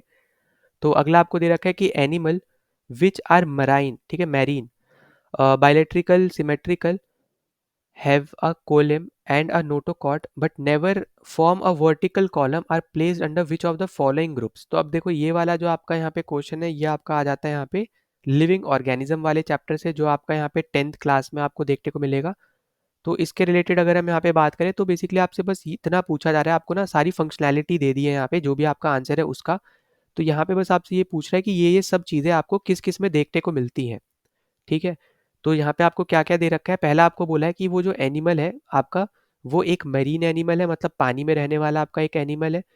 फिर दूसरा आपको यहाँ पे दे दिया कि आपके पास इस मतलब इस पर्टिकुलर एनिमल के पास आपका यहाँ पे नोटोकॉर्ड होता है, कोएम होता है, और ये आपका एक बायलैट्रिकल सिमेट्रिकल भी है, ठीक है, बायलैटरी सिमेट्रिकल भी है। पर इसके पास कोई वर्टिकल कॉलम नहीं है। वर्टिकल कॉलम नहीं है मतलब यहाँ पे ये हो जाता है, इसका मतलब कि ये कोई वर्टिब्रेट नहीं है, ठीक है।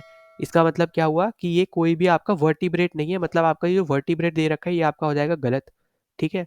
तो सबसे पहले तो आप यहाँ पे इस तरीके से यहाँ पे क्या कर सकते हो, आप यहाँ पे इसको सेपरेट कर सकते हो, ठीक है, कि वर्टिब्रेट नहीं है क्योंकि ये वर्टिकल कॉलम आपका यहाँ पे देखने को नहीं मिल रहा है, ठीक।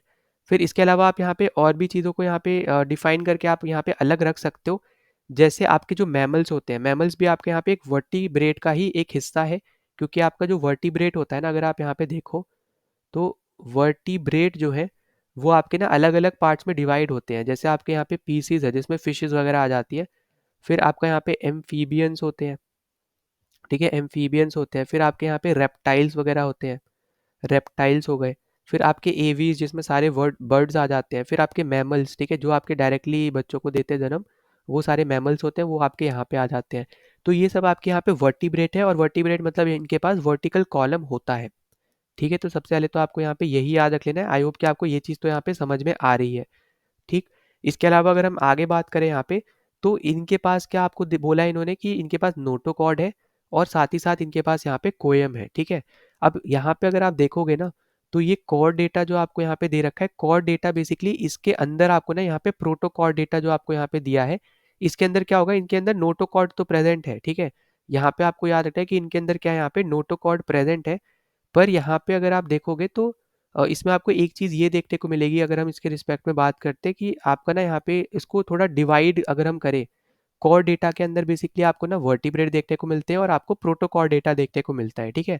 अब कोर डेटा जो है वो आपका एक अपर लेयर है, मतलब जैसे हम फ्लो चार्ट में पढ़ा था अभी, जैसे हमने जैसे किंगडम, फिर हमने पढ़ा था ना जैसे आगे वाली चीज़ें, लास्ट में हमने क्या देखा था, जीनस आपका स्पीशीज के ऊपर आता है, मतलब जीनस आपका एक अपर लेवल वाला है। इसी तरीके से जो कोर डेटा है ना, कोर डेटा आपका दो चीज़ों में डिवाइड होता है, एक आपका है यहाँ पे प्रोटोकॉर डेटा, प्रोटोकॉर डेटा, और दूसरा था आपका यहाँ पे ये वर्टिब्रेट, ठीक है, वर्टिब्रेट, ठीक। अब ये आपका होता है डिवाइड, कॉर डेटा, ये बेसिकली इन दोनों चीज़ों में आपका यहाँ पे क्या होते हैं, डिवाइड होते हैं, ठीक है। अब कॉर डेटा जो है आपका यहाँ पे क्लियरली आपको पता चल रहा है। अब यहाँ पे अगर आपको और डिफरेंशिएट जब करना होगा तो आपको यहाँ पे क्या पता चलेगा कि वर्टिब्रेट में वर्टिकल कॉलम है और इसमें वर्टिकल कॉलम नहीं होते हैं। तो इसका मतलब क्या है कि आपको बेसिकली वो चीज़ पूछी जा रही है जहाँ पे वर्टिकल कॉलम ना हो, उनके पास एक नोटोकॉर्ड हो, साथ ही साथ कोएम भी हो उनके पास, और बायलैटरी सिमेट्रिकल हो अपनी शेप में।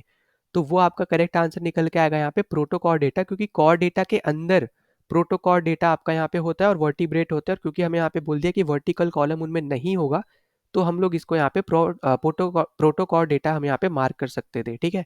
तो हमें यहाँ पे सब डिवीजन देखना है, हमें यहाँ पे ऊपर ऊपर वाली लेयर नहीं देखनी है, हमें यहाँ पे सब डिवीजन भी देखना पड़ेगा। और इसलिए आपको यहाँ पे पता होना चाहिए था कि जो कॉर डेटा होता है वो दो पार्ट्स में डिवाइड होता है, प्रोटोकॉर डेटा और आपका यहाँ पे वर्टिब्रेट, ठीक है। तो यहाँ पे इसलिए आपका आंसर क्या हो जाएगा, यहाँ पे प्रोटोकॉर डेटा आपका राइट आंसर हो जाएगा। फिर आगे चलते हैं यहाँ पे, तो आगे आपको दे रखा है विच one of the following animal has a 3 chambered heart. तो यहाँ पे आपसे पूछा है कि किनके पास आपके यहाँ पे 3 चेम्बर्ड हार्ट होते हैं। तो देखो यहाँ पे इसके बारे में अगर हम बात करें, तो ये सब आपके ना वर्टिब्रेट में आपके यहाँ पे आ जाते हैं एक तरीके से। अगर हम थोड़ा इसके बारे में अगर हम समझे, तो आपको यहाँ पे क्या देखने को मिलेगा कि आपका ये जो पहला आपको ऑप्शन दे रखा है यहाँ पे स्कोइलियोडन, तो ये एक तरीके की ना यहाँ पे फिश आप बोल सकते हो, जो कि आपके पीसीस की कैटेगरी में आती है, जो कि एक वर्टिब्रेट की कैटेगरी है, ठीक है। इनके पास ना 2 चेम्बर्ड हार्ट होता है, तो ये भी पॉइंट याद रख लेना। इनके पास क्या होता है, इनके पास आपका यहाँ पे 2 चेम्बर्ड हार्ट होता है, ठीक है, ये पॉइंट आपको यहाँ पे याद रखना है। दूसरा पॉइंट आपको ये याद रखना है कि पिजन जो आपको दे रखे हैं, तो ये आपके यहाँ पे एवीज की कैटेगरी में आएंगे, मतलब जो आपको यहाँ पे मैंने 4 कैटेगरी आपकी मतलब 5 कैटेगरी जो आपको यहाँ पे लिखवाई थी ना ये वाली, इनमें हम बेसिकली बात कर रहे हैं। तो पिजन जो है आपके यहाँ पे एवीज में आते हैं, इनके पास आपके यहाँ पे 4 चेम्बर्ड हार्ट होते हैं, ठीक है। तो ये आपका यहाँ पे हो जाएगा 4 चेम्बर्ड हार्ट। इसके अलावा अगर हम यहाँ पे ह्यूमन की बात करते हैं, तो ह्यूमन बीइंग आपके मैमल में आता है, और मैमल के भी आपके यहाँ पे 4 चेम्बर्ड हार्ट होते हैं, ठीक है। तो ये भी आपके यहाँ पे किस में आ जाएंगे, ये आपके आ जाएंगे यहाँ पे 4 चेम्बर्ड हार्ट में ही। और ये आपके आते हैं मैमल में, मतलब मैमल मतलब डायरेक्टली आपका जो लिविंग बीइंग है ना वो प्रोड्यूस होता है, एग प्रोड्यूस नहीं होता है, तो वो सारी चीज़ें आपकी ह्यूमन बीइंग में आती है। और पिजन में अगर आप देखोगे वहाँ पे एग प्रोड्यूस हो रहा है, वो आपके एवीज का पार्ट बन जाएगा, ठीक है। तो इस तरीके से आप यहाँ पे चीज़ों को देख सकते हो। फिर आपका यहाँ पे जो अब एक ही ऑप्शन बचा वो आपका हो जाएगा यहाँ पे सैलेमेंडर। तो सैलेमेंडर जो है बेसिकली ये आपका होता है यहाँ पे 3 चेम्बर्ड हार्ट का एनिमल, ठीक है, 3 चेम्बर्ड हार्ट का एनिमल है। और क्यों है, क्योंकि बेसिकली ये ना आपका एम्फीबियन में आता है, ठीक है, और एम्फीबियन जो होते हैं उनके पास 3 चेम्बर्ड हार्ट ही होता है। तो आप इस तरीके से भी यहाँ पे इसको याद रख सकते हो, ठीक। अब जैसे आपको यहाँ पे एक चीज़ और भी पता होगी कि आपका जो क्रोकोडाइल है, ठीक है, अब क्रोकोडाइल आपका यहाँ पे रेप्टाइल में आता है। पर रेप्टाइल की अगर हम यहाँ पे बात करते हैं तो रेप्टाइल का एक आप ऐसे समझ लो यहाँ पे सिंपल टर्म्स में एक ये एक्सेप्शन है, ठीक है। यहाँ पे मैं तब भी लिखवा दे रहा हूँ क्योंकि इससे रिलेटेड भी क्वेश्चन पूछे गए हैं पहले भी। तो क्रोकोडाइल अगर आप देखो ना तो ये रेप्टाइल का पार्ट होता है, मतलब रेप्टाइल वाली कैटेगरी में आता है। और रेप्टाइल जनरली इनके पास 3 चेम्बर्ड हार्ट होते हैं, ठीक है, सी एच लिख रहा हूँ मतलब चेम्बर्ड हार्ट। तो इनके पास 3 चेम्बर्ड हार्ट होते हैं। पर इसके पास ना एक एक्सेप्शन है, एक्सेप्शन बेसिकली है क्योंकि इसके पास ना 4 चेम्बर्ड हार्ट होता है, ठीक है, किसके पास, क्रोकोडाइल के पास। तो यहाँ पे इसलिए इसके बारे में भी पूछा जाता है, तो यहाँ पे इसको भी याद रखना कि क्रोकोडाइल है तो आपके रेप्टाइल का ही पार्ट, पर इसके पास 3 चेम्बर्ड हार्ट नहीं होते, 4 चेम्बर्ड हार्ट होता है, ठीक है। तो यहाँ पे अपना राइट आंसर क्या हो जाएगा, बी ऑप्शन। फिर आगे चलते हैं यहाँ पे, तो अगला आपको दे रखा है यहाँ पे कि Rupa and Sachin observed an animal, ठीक है, इनने कोई एक एनिमल यहाँ पे ऑब्जर्व किया है in their school garden. Rupa called it an insect, while Sachin identified it as an earthworm. Which one of the following characteristic confirms that it is an insect? तो बेसिकली आपसे ये पूछ दिया कि दो इंसान है, उन्होंने कोई एक एनिमल को गार्डन में देखा, तो रूपा ने बोला कि यहाँ पे ये इंसेक्ट है, सचिन ने ये बोला कि यहाँ पे ये एक अर्थवॉर्म है। अब आपको ये बताना है अगर वो इंसेक्ट है तो इन चारों में से क्या चीज़ आपकी यहाँ पे करेक्ट होगी, ठीक है, मतलब यहाँ पे इंसेक्ट की इनमें से चार चीज़ों में से कौन सी करेक्ट प्रॉपर्टी है। तो आपका आंसर होगा आपके जॉइंटेड लेग्स, ठीक है, क्योंकि अर्थवॉर्म में देखो आपके जॉइंटेड लेग्स तो होते नहीं है।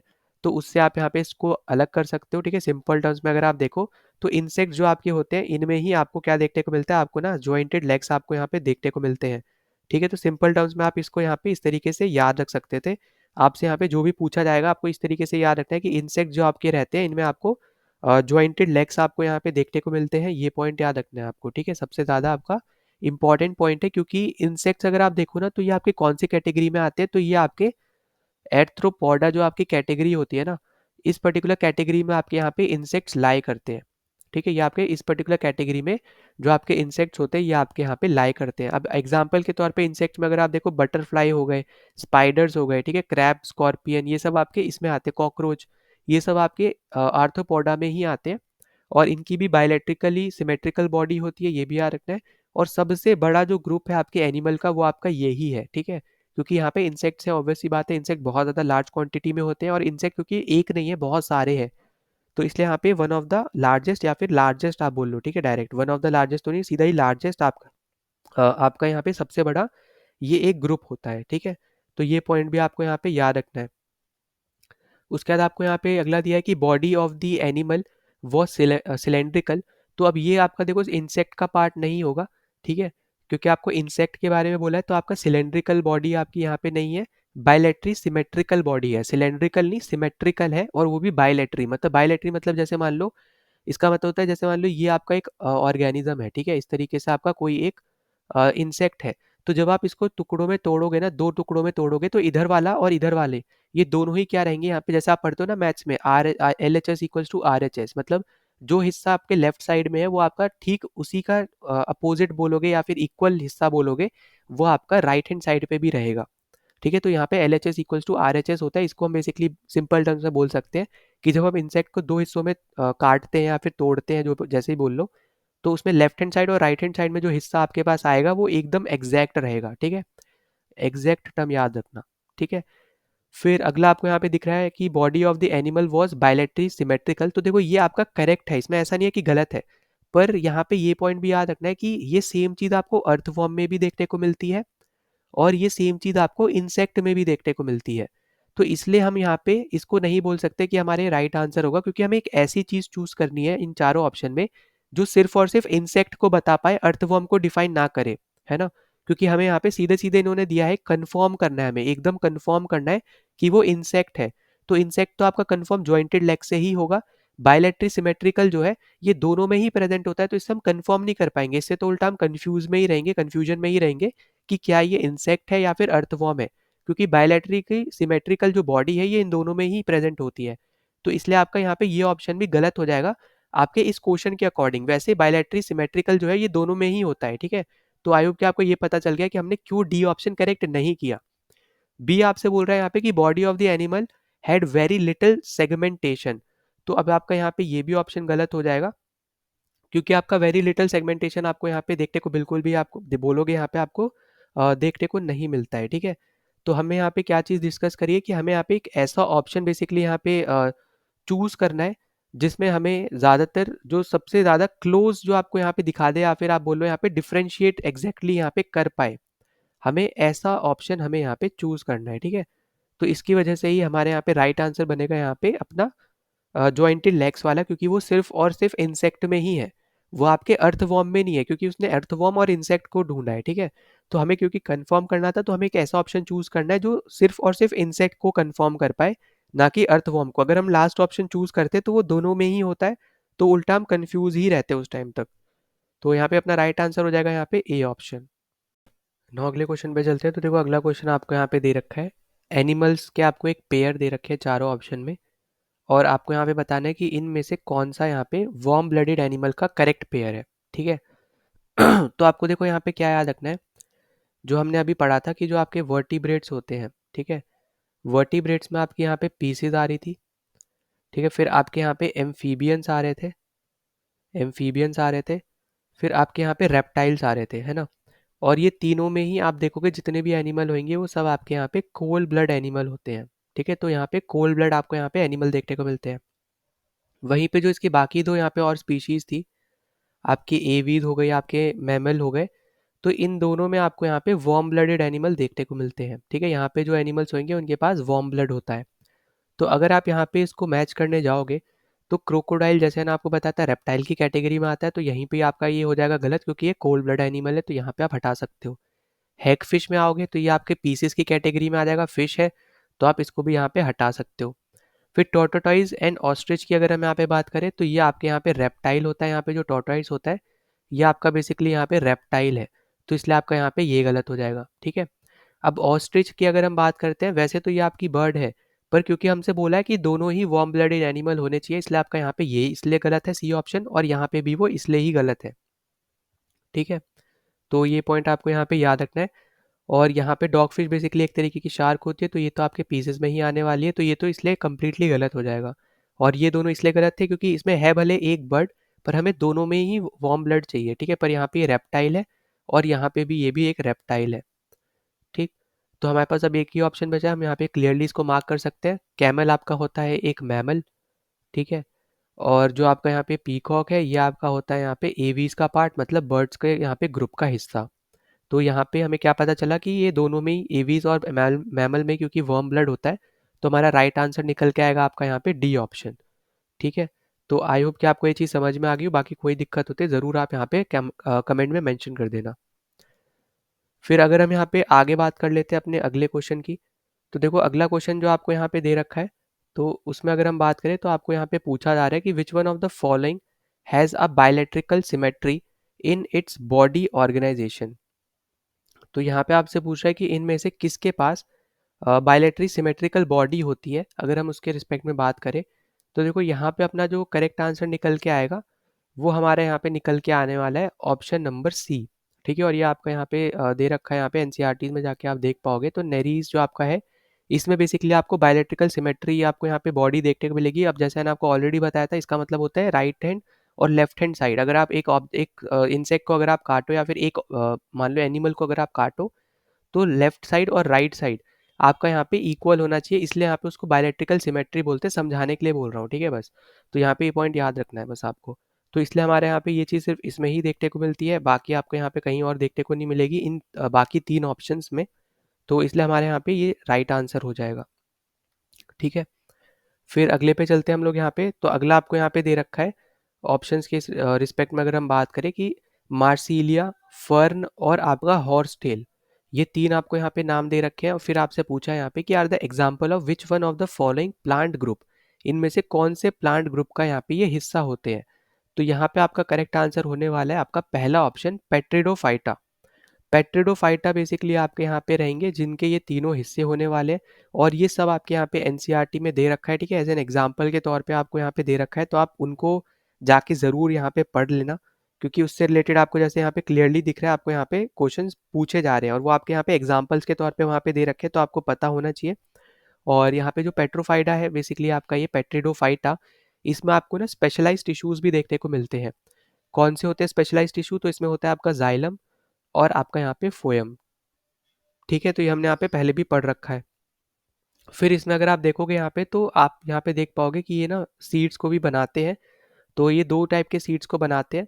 एक होते हैं आपके यहाँ पे नेकेड सीड्स, ठीक है, एक होता है आपके नेकेड सीड्स जिसको हम लोग बोलते हैं यहाँ पे जिम्नोस्पर्म्स। और एक आपके होते हैं यहाँ पे ऐसे सीड जो इनक्लोज्ड होते हैं यहाँ पे फ्रूट के अंदर, ठीक है, इनक्लोज इन फ्रूट। तो इनको हम लोग बोलते हैं यहाँ पे एंजियोस्पर्म, एंजियोस्पर्म्स, ठीक है। तो यहाँ पे दोनों चीज़ें आपको यहाँ पे याद रखनी है। तो ये पॉइंट आपके लिए यहाँ पे हो जाएगा एक इंपॉर्टेंट पॉइंट। ठीक, तो यहाँ पे अपना राइट आंसर क्या निकल के आएगा? अपना आएगा यहाँ पे पेट्रिडोफाइटा। ये उनके एग्जाम्पल है, ठीक है। अब देखो जिम्नोस्पर्म और एंजियोस्पर्म तो बेसिकली आपके यहाँ पे ये सीड्स के रिस्पेक्ट में आपकी बात आ जाती है, उनको हम बेसिकली बोलेंगे, ठीक है। तो इसमें हम ऐसा नहीं बोल सकते कि आपका यहाँ पे ये इसका पार्ट है। और फिर अगर हम यहाँ पे ब्रायोफाइटा बोले ना, तो ब्रायोफाइटा को देखो यहाँ पे एक पॉइंट याद रखना, ब्रायोफाइटा को बोला जाता है यहाँ पे एम्फीबियंस, ठीक है। इनको क्या बोला जाता है? इनको बोला जाता है यहाँ पे एम्फीबियंस ऑफ प्लांट किंगडम। तो ऐसा आपको यहाँ पे डायरेक्टली स्टैटिक बेस्ड क्वेश्चन भी हो सकता है, आपसे पूछ ले। तो ये पॉइंट याद रखना कि ब्रायोफाइटा को बोला जाता है आपका यहाँ पे एम्फीबियंस ऑफ प्लांट किंगडम, ठीक है। तो ये पॉइंट आपको यहाँ पे याद रख लेना है। फिर आपका यहाँ पे ब्रायोफाइटा में अगर हम बात करें तो इनके पास कोई भी वस्कुलर बंडल्स नहीं होते हैं वहीं पे, क्योंकि अब देखो हमने यहाँ पे ऑलरेडी पढ़ रखा है, तो जाइलम और फोयम जो है ये एक आपके वस्कुलर बंडल का ही हिस्सा होते हैं ना। ये तो हमने यहाँ पे क्वेश्चन में भी सॉल्व किया था, अभी हमने कुछ आपके क्वेश्चंस पहले आपके पिछले वीडियो में बेसिकली। तो आपको ये चीज़ पता होनी चाहिए, ठीक है। अब इसका मतलब क्या है यहाँ पे कि इनके पास कोई भी नो वस्कुलर बंडल, ठीक है, इनके पास कोई भी वस्कुलर बंडल नहीं होता है। इसका मतलब आपके पास ना तो इनके पास जाइलम है ना ही फोयम है। तो ये पॉइंट भी आपको यहाँ पे याद रख लेना है, ये भी एक इंपॉर्टेंट पॉइंट है। तो हमारा राइट आंसर निकल के आने वाला है यहाँ पे ए ऑप्शन, पेट्रिडोफाइटा, ठीक है। आई होप कि आपको समझ में आ गया हो। फिर अगले पे चलते हैं यहाँ पे। तो अगला क्वेश्चन देखो आपको यहाँ पे क्या दे रखा है कि which one among the following is free living और एनिमल, ठीक है, इनमें से कौन सा आपका फ्री लिविंग एनिमल है। तो अगर हम यहाँ पे बात करते हैं फ्री लिविंग एनिमल कौन सा है, इनमें से आपको ऑप्शन देखो क्या क्या दे रखे हैं। लिवर फ्लूक आपको दे रखा है, वो चीरिलिया आपको यहाँ पे दे रखा है, और प्लाज्मोडियम है, और फिर प्लेनेरा है, ठीक है। अब यहाँ पे जो आपका प्लेनेरिया होता है ना, ये बेसिकली इनको हम बोलते हैं यहाँ पे फ्री लिविंग एनिमल। तो यहाँ पे अपना राइट आंसर जो निकल के आएगा वो हमारा यहाँ पे डी ऑप्शन होगा, क्योंकि बाकी तीनों आपके यहाँ पे फ्री लिविंग आपके यहाँ पे ऑर्गेनिज्म नहीं होते हैं। अब देखो फ्री लिविंग ऑर्गेनिज्म ऐसे समझ लो आपके ऐसे ऑर्गेनिज्म है जो आपके टेरिटरी में रह सकते हैं, या फिर टेरिटरी बोल लो, या फिर आप बोल सकते हो यहाँ पे टेरेस्ट्रियल, ठीक है, मतलब यहाँ पे लैंड वगैरह जो होते हैं ना उनमें, ठीक है, आप यहाँ पे लैंड्स बोल दो, ठीक। फिर साथ ही साथ आपके यहाँ पे फ्रेश वाटर में रह सकते हैं यहाँ पे ये, ठीक है। फिर आपके यहाँ पे ये मरीन में भी रह सकते हैं, ठीक है। तो बेसिकली आपके ऐसे एनिमल जो हर जगह रह पा रहे हैं, वो सारे आप एक तरीके से बोल सकते हो आपके वो फ्री लिविंग एनिमल्स होते हैं, उनको ऐसा कोई पर्टिकुलर इन्वायरमेंट नहीं चाहिए होता है, ठीक है। वहीं पे जो आपके बाकी तीन है, इनको बेसिकली अगर आप देखोगे तो इनको यहाँ पे इन्वायरमेंट की ज़रूरत होती है, तो इसलिए हमारे यहाँ पे ये आंसर नहीं होने वाले हैं, ठीक है। तो आई होप कि आपको ये चीज़ें भी यहाँ पे समझ में आ रही है कि हमारा क्यों ये आपका यहाँ पे आंसर निकल के आया प्लेनेरिया, क्योंकि यहाँ पे ये हर जगह पे रह सकते हैं, उनको कोई पर्टिकुलर इन्वायरमेंट में कोई पर्टिकुलर चीज़ की ज़रूरत नहीं होती है, ठीक है। तो आपके ऐसे एनिमल्स होते हैं फ्री लिविंग एनिमल्स जो कि किसी दूसरे ऑर्गेनिज्म पे डिपेंड नहीं करते हैं रहने के लिए, जिंदा रहने के लिए, ना ही एक कोई पर्टिकुलर चीज़ के ऊपर डिपेंड करते हैं, वो हर जगह रह सकते हैं, जैसे आपका लैंड पे, फ्रेश वाटर पे, मरीन पे, जो आपको यहाँ पे देखने को मिल रहा है। तो इसलिए हमारे यहाँ पे राइट आंसर निकल के आएगा आपका यहाँ पे प्लेनेरिया, ठीक। फिर अगला क्वेश्चन पे चलते हैं। अगला क्वेश्चन आपको दे रखा है under the kingdom plantae which of the following individual are predominantly aquatic, मतलब इनमें से कौन सा आपका एक ऐसा ऑर्गेनिज्म है जो प्रीडोमिनेंटली, मतलब यहाँ पे वो एक्वेटिक है ही है, ठीक है, मतलब सबसे ज़्यादा एक्वेटिक आपको यहाँ पे देखने को मिल रहा है, ऐसा आप यहाँ पे बोल सकते हो। तो ये आपके होते हैं यहाँ पे एल्गे, ठीक है, तो ये आपके कौन से होते हैं, ये आपके होते हैं यहाँ पे एल्गे। तो ये पॉइंट आपको यहाँ पे याद रख लेना है, क्योंकि अभी देखो पेट्रिडोफाइटा अभी हमने यहाँ पे डिस्कस किया था, तो यहाँ पे आपके कुछ ऐसे प्लांट्स वगैरह भी होते हैं जो आपके ना ज़मीन में भी आपको देखने को मिलेंगे, ठीक है। वहीं पे जिम्नोस्पर्म की बात करें तो यहाँ पे भी आपके कुछ ऐसे प्लांट्स होंगे जो आपके ऐसे सीड्स वगैरह बनाते हैं जो आपके लैंड पे देखने को मिलते हैं। फिर ब्रायोफाइट्स में अगर हम बात करें तो वहाँ पे वस्कुलर बंडल्स नहीं है, वो हमने देखा था, और यहाँ पे भी ऐसे प्लांट्स होते हैं जो आपके टेरिटरी में देखने को मिलते हैं, टेरेस्ट्रियल प्लांट्स जो आप बोल सकते हो। तो यहाँ पे जो आपका एल्गे है ना, ये आपका प्रीडोमिनेंटली एक्वेटिक है, मतलब यहाँ पे एक्वेटिक बेस्ड आपका यहाँ पे एल्गे रहते हैं। तो ये आप यहाँ पे एक तरीके से सिंपल आपके यहाँ पे एक टाइप के ऑर्गेनिज्म होते हैं जिनको आप माइक्रोस्कोप वगैरह से भी आप यहाँ पे इनको ढूंढ सकते हो, आप यहाँ पे इजिली इनके बारे में पता कर सकते हो। और ये आपके एक्वेटिक हैबिटेट्स में ही यहाँ पे आपको मिलेंगे। तो ये भी आपका क्या है, यहाँ पे एक इम्पॉर्टेंट पार्ट है, ठीक है। तो ये आपको यहाँ पे याद रखना है। डायरेक्ट अगर आप देखो तो अब आपके यहाँ पे स्टैटिक टाइप के क्वेश्चंस आने लग गए हैं, और ये सारे आपको एनसीईआरटीज में देखने को भी मिल जाएंगे। फिर अगले पे चलते हैं यहाँ पे, तो अगला आपको यहाँ पे क्या देखो क्या दे रखा है कि wings of birds and bat are considered analogous structures, ठीक है, बिकॉज दे हैव। अब बेसिकली आपसे बोल रहा है कि आपके यहाँ पे पास कोई बर्ड है और कोई आपका यहाँ पे बैट है आपके पास, मान लेते हैं जो आपको बोला जा रहा है। तो इनके ना, इन लोग को बेसिकली बोला जाता है कि ये एनालॉगस स्ट्रक्चर्स है। अब ये चीज़ क्यों बोली जा रही है, अब आपसे ये पूछ रहा है, ठीक है। तो देखो वो बेसिकली इसलिए बोल रहा है क्योंकि ना जो इनके पास विंग्स होते हैं ना, क्योंकि विंग्स की बात हो रही है ना यहाँ पे, अगर आप देखो विंग्स की बात हो रही है कि आपके पास एक बर्ड है और आपके पास एक बैट है, आपको पता है दोनों उड़ सकते हैं, मतलब इनके पास विंग्स होते हैं। तो इनके विंग्स का जो यहाँ पे पोजीशन है, ठीक है, ये आपके अलग अलग ओरिजिन से यहाँ पे ये निकलते हैं जो इनके विंग्स होते हैं। पर इनका फंक्शन क्या है, फंक्शन तो आपका सेम ही है, उड़ने का ही यहाँ पे हेल्प करेंगे ये दोनों को। तो यहाँ पे बेसिकली एनालॉगस स्ट्रक्चर्स मतलब ये होता है कि वो डिफरेंट पार्ट ऑफ बॉडी से ओरिजिनेट हो रहे हो, पर उनका जो फंक्शन है वो कॉमन हो। तो अगर आप यहाँ पे देखो आपको बोला है कॉमन ओरिजिन, तो इसलिए आपका यहाँ पे हो जाएगा गलत। डिफरेंट ओरिजिन और कॉमन फंक्शन, तो आपका करेक्ट आंसर बनेगा यहाँ पे बी ऑप्शन। फिर बोल दिया कॉमन ओरिजिन, गलत हो जाएगा। डिफरेंट ओरिजिन डिफरेंट फंक्शन, अब देखो विंग्स हैं, डिफरेंट फंक्शन क्या करेंगे वो, है ना, इतना तो आपको यहाँ पे आइडिया खुद से लग जाना चाहिए कि विंग्स बेसिकली यहाँ पे हेल्प करते हैं उनको उड़ने में। तो कॉमन फंक्शन तो आपका होने ही वाला है, ठीक है। अब बस आपको इतना पता होना चाहिए कि एनालॉगस स्ट्रक्चर मतलब होता है यहाँ पे कि अलग ओरिजिन से निकल रहे हैं, मतलब सेम जगह से नहीं निकल रहे हैं दोनों में, अलग ओरिजिन से निकल रहे हैं, पर फंक्शनैलिटी सेम है दोनों की। इसलिए इनको क्या बोला जाता है, इसलिए इनको यहाँ पे एनालॉगस स्ट्रक्चर बोला जाता है, ठीक। तो बस आपको डायरेक्टली डेफिनेशन ही पूछी थी एक तरीके से, तो वो आपको यहाँ पे बता देनी थी। फिर अगले पे चले, तो अगला आपसे बोला जा रहा है यहाँ पे कि which one of the following is saprophyte, इनमें से कौन सी चीज़ आपकी यहाँ पे सेप्रोफाइट है, ये आपसे यहाँ पे बोली गई है। तो देखो यहाँ पे हम सबसे पहले तो आपको जो ऑप्शन दिए है वो हम यहाँ पे देखते हैं। तो आपको यहाँ पे ग्रास दे रखा है, स्पाइरोगैरा दे रखा है, राइजोपस दे रखा है, और आपको यहाँ पे कस्कुटा दे रखा है, ठीक है। अब यहाँ पे सेप्रोफाइट की जब हम बात करते हैं, ये भी आपका एनसीईआरटी में आपको देखने को मिल जाएगा। तो इसमें अपना राइट आंसर बेसिकली होने वाला है यहाँ पे बी ऑप्शन, आपका यहाँ पे राइजोपस। तो यहाँ पे अगर हम बात करें सेप्रोफाइट होते क्या है, तो देखो सेप्रोफाइट आपके ऐसे ऑर्गेनिज्म होते हैं जिनको न्यूट्रिशन मिलता है यहाँ पे मरे हुए, या फिर आप बोल सकते हो यहाँ पे डिकेइंग ऑर्गेनिक मैटर से, ठीक है। तो यहाँ पे मैं लिख दे रहा हूँ। तो यहाँ पे आपको क्या मिलता है, या इनको मिलता है गेट्स इट्स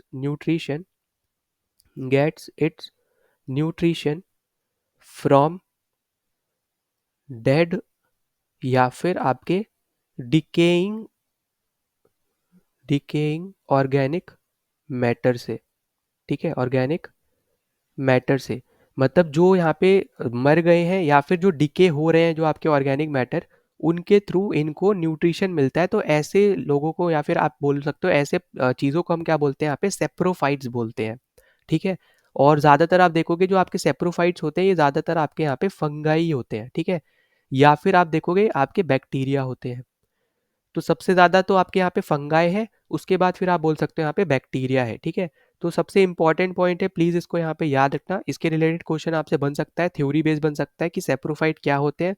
तो सेप्रोफाइट आपके यहाँ पे ऐसे ऑर्गेनिजम्स होते हैं जिनको न्यूट्रिशन की ज़रूरत होती है। और ये न्यूट्रिशन किससे लेते हैं, तो यहाँ पे ये न्यूट्रिशन ऐसी चीज़ों से लेते हैं जो जिंदा नहीं होती है, मतलब मर गई होती है, या फिर वो ऑर्गेनिक मैटर जो आपका डिके हो रहा होता है उनसे लेते हैं। और ज़्यादातर आपके जो सेप्रोफाइट्स होते हैं ये आपके फंगाई होते हैं, या फिर आपके यहाँ पे ये बैक्टीरिया होते हैं।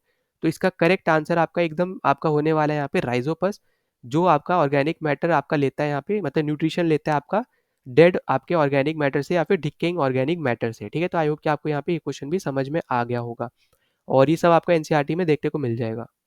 अगले क्वेश्चन पे चलते, तो अगला क्वेश्चन आपको यहाँ पे पूछा आ रहा है कि इनमें से कौन सा आपका यहाँ पे ऐसा ऑर्गेनिज्म है जो डिपेंड करता है सेप्रोफिटिक मोड ऑफ न्यूट्रिशन को, जो अभी हमने पिछले ही क्वेश्चन में डिस्कस किया था, जहाँ पे आपके ऐसे ऑर्गेनिजम्स जो डेड ऑर्गेनिक मैटर से अपने न्यूट्रिशन को खींचते हैं, मतलब वो लेते हैं उनसे न्यूट्रिशन। तो यहाँ पे अपना करेक्ट आंसर है यहाँ पे एग्रीकस, ठीक है। और इसके अलावा आपको यहाँ पे ईस्ट आपका यहाँ पे इसका एग्जाम्पल होता है, मतलब आपका सेप्रोफाइट का। और आपका यहाँ पे म्यूकर भी होता है, ठीक है। तो यहाँ पे दो पॉइंट और इंपॉर्टेंट आपको यहाँ पे याद रख लेने हैं, जो आपके इसी के ही पार्ट होते हैं। मतलब ईस्ट भी आपका एक तरीके का फंगाई है, और जो आपका यहाँ पे राइजोपस था वो भी आपका एक तरीके का फंगाई था, ठीक है, फंगी था। फिर अगला आपको यहाँ पे दे रखा है कि जो म्यूटेशन होता है वायरस का, वो किसकी वजह से आपको यहाँ पे देखने को मिलता है, उसमें क्या चेंज होता है जिसकी वजह से हमें यहाँ पे म्यूटेशन देखने को मिलता है। अब देखो, आपको यहाँ पे याद होगा जब कोविड-19 यहाँ पे एकदम पीक पे था, तो हमें यहाँ पे एक चीज़ देखने को मिल रही थी ना, कि हर टाइम पे एक नया नया वायरस आपका आ रहा था, कोविड-19 का एक नया नया वर्जन आ रहा था। तो वो बेसिकली वो वर्जन जो था ना, वो बेसिकली आपका उसका मतलब होता है यहाँ पे म्यूटेशन वहाँ पे हो रहा था। जो कोविड-19 का वायरस था उसमें म्यूटेशन हुआ, और उस कोविड-19 के वायरस का एक नया वर्जन आया, जिसको हमने अलग अलग नामों से जाना, अलग अलग आपके कंट्रीज में, ठीक है। तो ये बेसिकली आपका आता है जेनेटिक मटेरियल से। तो वो जिस भी इंसान में बेसिकली गया होगा, उसके जीन्स वगैरह को देखते हुए, उसको यहाँ पे देख के आपका एक नया वायरस फॉर्म हुआ, फिर वो आगे आपका और भी लोगों में फैला, ठीक है। तो इस तरीके से आप यहाँ पे चीज़ों को रिलेट कर सकते हो। तो जेनेटिक मटेरियल से ही आपको यहाँ पे म्यूटेशन जो है वायरस का देखने को मिलता है, और इसको आप एज अ ह्यूमन बीइंग के पर्सपेक्टिव से भी आप इसको यहाँ पे कर सकते थे। जैसे आप मेल फीमेल है, चाइल्ड पैदा होता है, तो कुछ जीन्स आप अगर देखो, कुछ आपके कैरेक्टरिस्टिक आपके फादर के होते हैं, कुछ कैरेक्टरिस्टिक आपके यहाँ पे मदर के होते हैं। तो वहाँ पे भी अगर आप देखो, आपका डीएनए जाता है आपके यहाँ पे पेरेंट्स का, तो वहाँ पे आपका जेनेटिक मटेरियल आपका यहाँ पे सेम सिमिलर आपको थोड़ा देखने को मिलता है ना। तो ये आपको यहाँ पे इस तरीके से भी आप चीज़ों को थोड़ा रिलेट कर सकते थे। फिर उसके बाद आपको यहाँ पे अगला पूछा है कि जो ईस्ट होता है, जो आपका यूज़ होता है बेसिकली यहाँ पे ब्रेड वगैरह बनाने में, तो ये कौन से ग्रुप से रिलेट करता है। तो देखो, अभी मैंने आपको बताया था कि ईस्ट आपका यहाँ पे यूज़ करता है सेप्रोफिटिक न्यूट्रिएंट के आपके मोड ऑफ न्यूट्रिशन को, है ना, जो हमने यहाँ पे भी अभी आपको याद होगा, हमने यहाँ पे भी डिस्कस किया था कि आपका सेप्रोफाइट है ये, और ये सेप्रोफिटिक मोड ऑफ न्यूट्रिशन को यहाँ पे क्या करता है, यहाँ पे ये इससे रिलेट करता है। मतलब यहाँ पे ये एक तरीके का क्या होगा, यहाँ पे ये फंगाई होगा। और मैंने यहाँ पे आपको ये चीज़ लिखवाई भी है, ठीक है। तो ये भी पॉइंट याद रखना। तो यहाँ पे अपना आंसर होने वाला है यहाँ पे बी ऑप्शन, फंगाई है यहाँ पे ये एक। और ये saprophytic mode of nutrition nutrition को फॉलो करेगा, जहाँ पे ये डेड जो आपके ऑर्गेनिक मैटर है उनसे ये न्यूट्रिशन लेगा, ठीक है। फिर अगला आपको दिया है यहाँ पे कि हाइव क्या होते हैं। तो देखो, सबसे पहले तो याद रखना, हाइव जो आपके होते हैं ना, ये आपके ट्रांसपेरेंट ट्रांसपेरेंट थिन थ्रेड्स होते हैं। ट्रांसपेरेंट थिन थ्रेड्स आपके यहाँ पे ये होते हैं, आपको ये चीज़ याद रखनी है, ठीक है। और इसमें अगर आप देखोगे तो यहाँ पे ये भी याद रखना कि हाइव आपके फॉर्म होते हैं फंगाई के हेल्प से, ठीक है। तो इसलिए हमारे यहाँ पे राइट आंसर होने वाले हैं यहाँ पे बी ऑप्शन। और दूसरा आप यहाँ पे ये भी याद रखना, आपको जैसे पहले में दे रखा है कि it is produced bye east. अब ईस्ट भी आपका एक फंगाई है, पर इन्होंने सिर्फ ये बोल दिया कि ये ईस्ट से ही बन रहा है, इसलिए आपका यहाँ पे ये गलत हो जाएगा। अगर यहाँ पे ये बोलते कि it is produced by fungi such as yeast, ठीक है, तो ये सेंटेंस थोड़ा सेंस बनाता है, क्योंकि यहाँ पे और भी जो आपके फंगाई होते हैं उनसे भी आपका यहाँ पे ये बनता है, ठीक है। तो आई होप कि आपको यहाँ पे ये चीज़ भी पता चल गई हो, ठीक। और बाकी आपका ये रिप्रोडक्टिव सेल नहीं है, तो ये हट जाएगा। और आपका लास्ट वाला भी ऑप्शन नहीं रहेगा, कि यहाँ पे किसी भी तरीके से प्लांट को हेल्प नहीं करता है वाटर को लूज करने में, मतलब उसको रोकने में। तो ये भी आपका यहाँ पे गलत है, ठीक है। तो यहाँ पे करेक्ट आंसर है कि हाइफ आपके ट्रांसपेरेंट थिन थ्रेड्स होते हैं, जो आपके अलग अलग फंगाई से आप यहाँ पे बनते हुए देखते हो।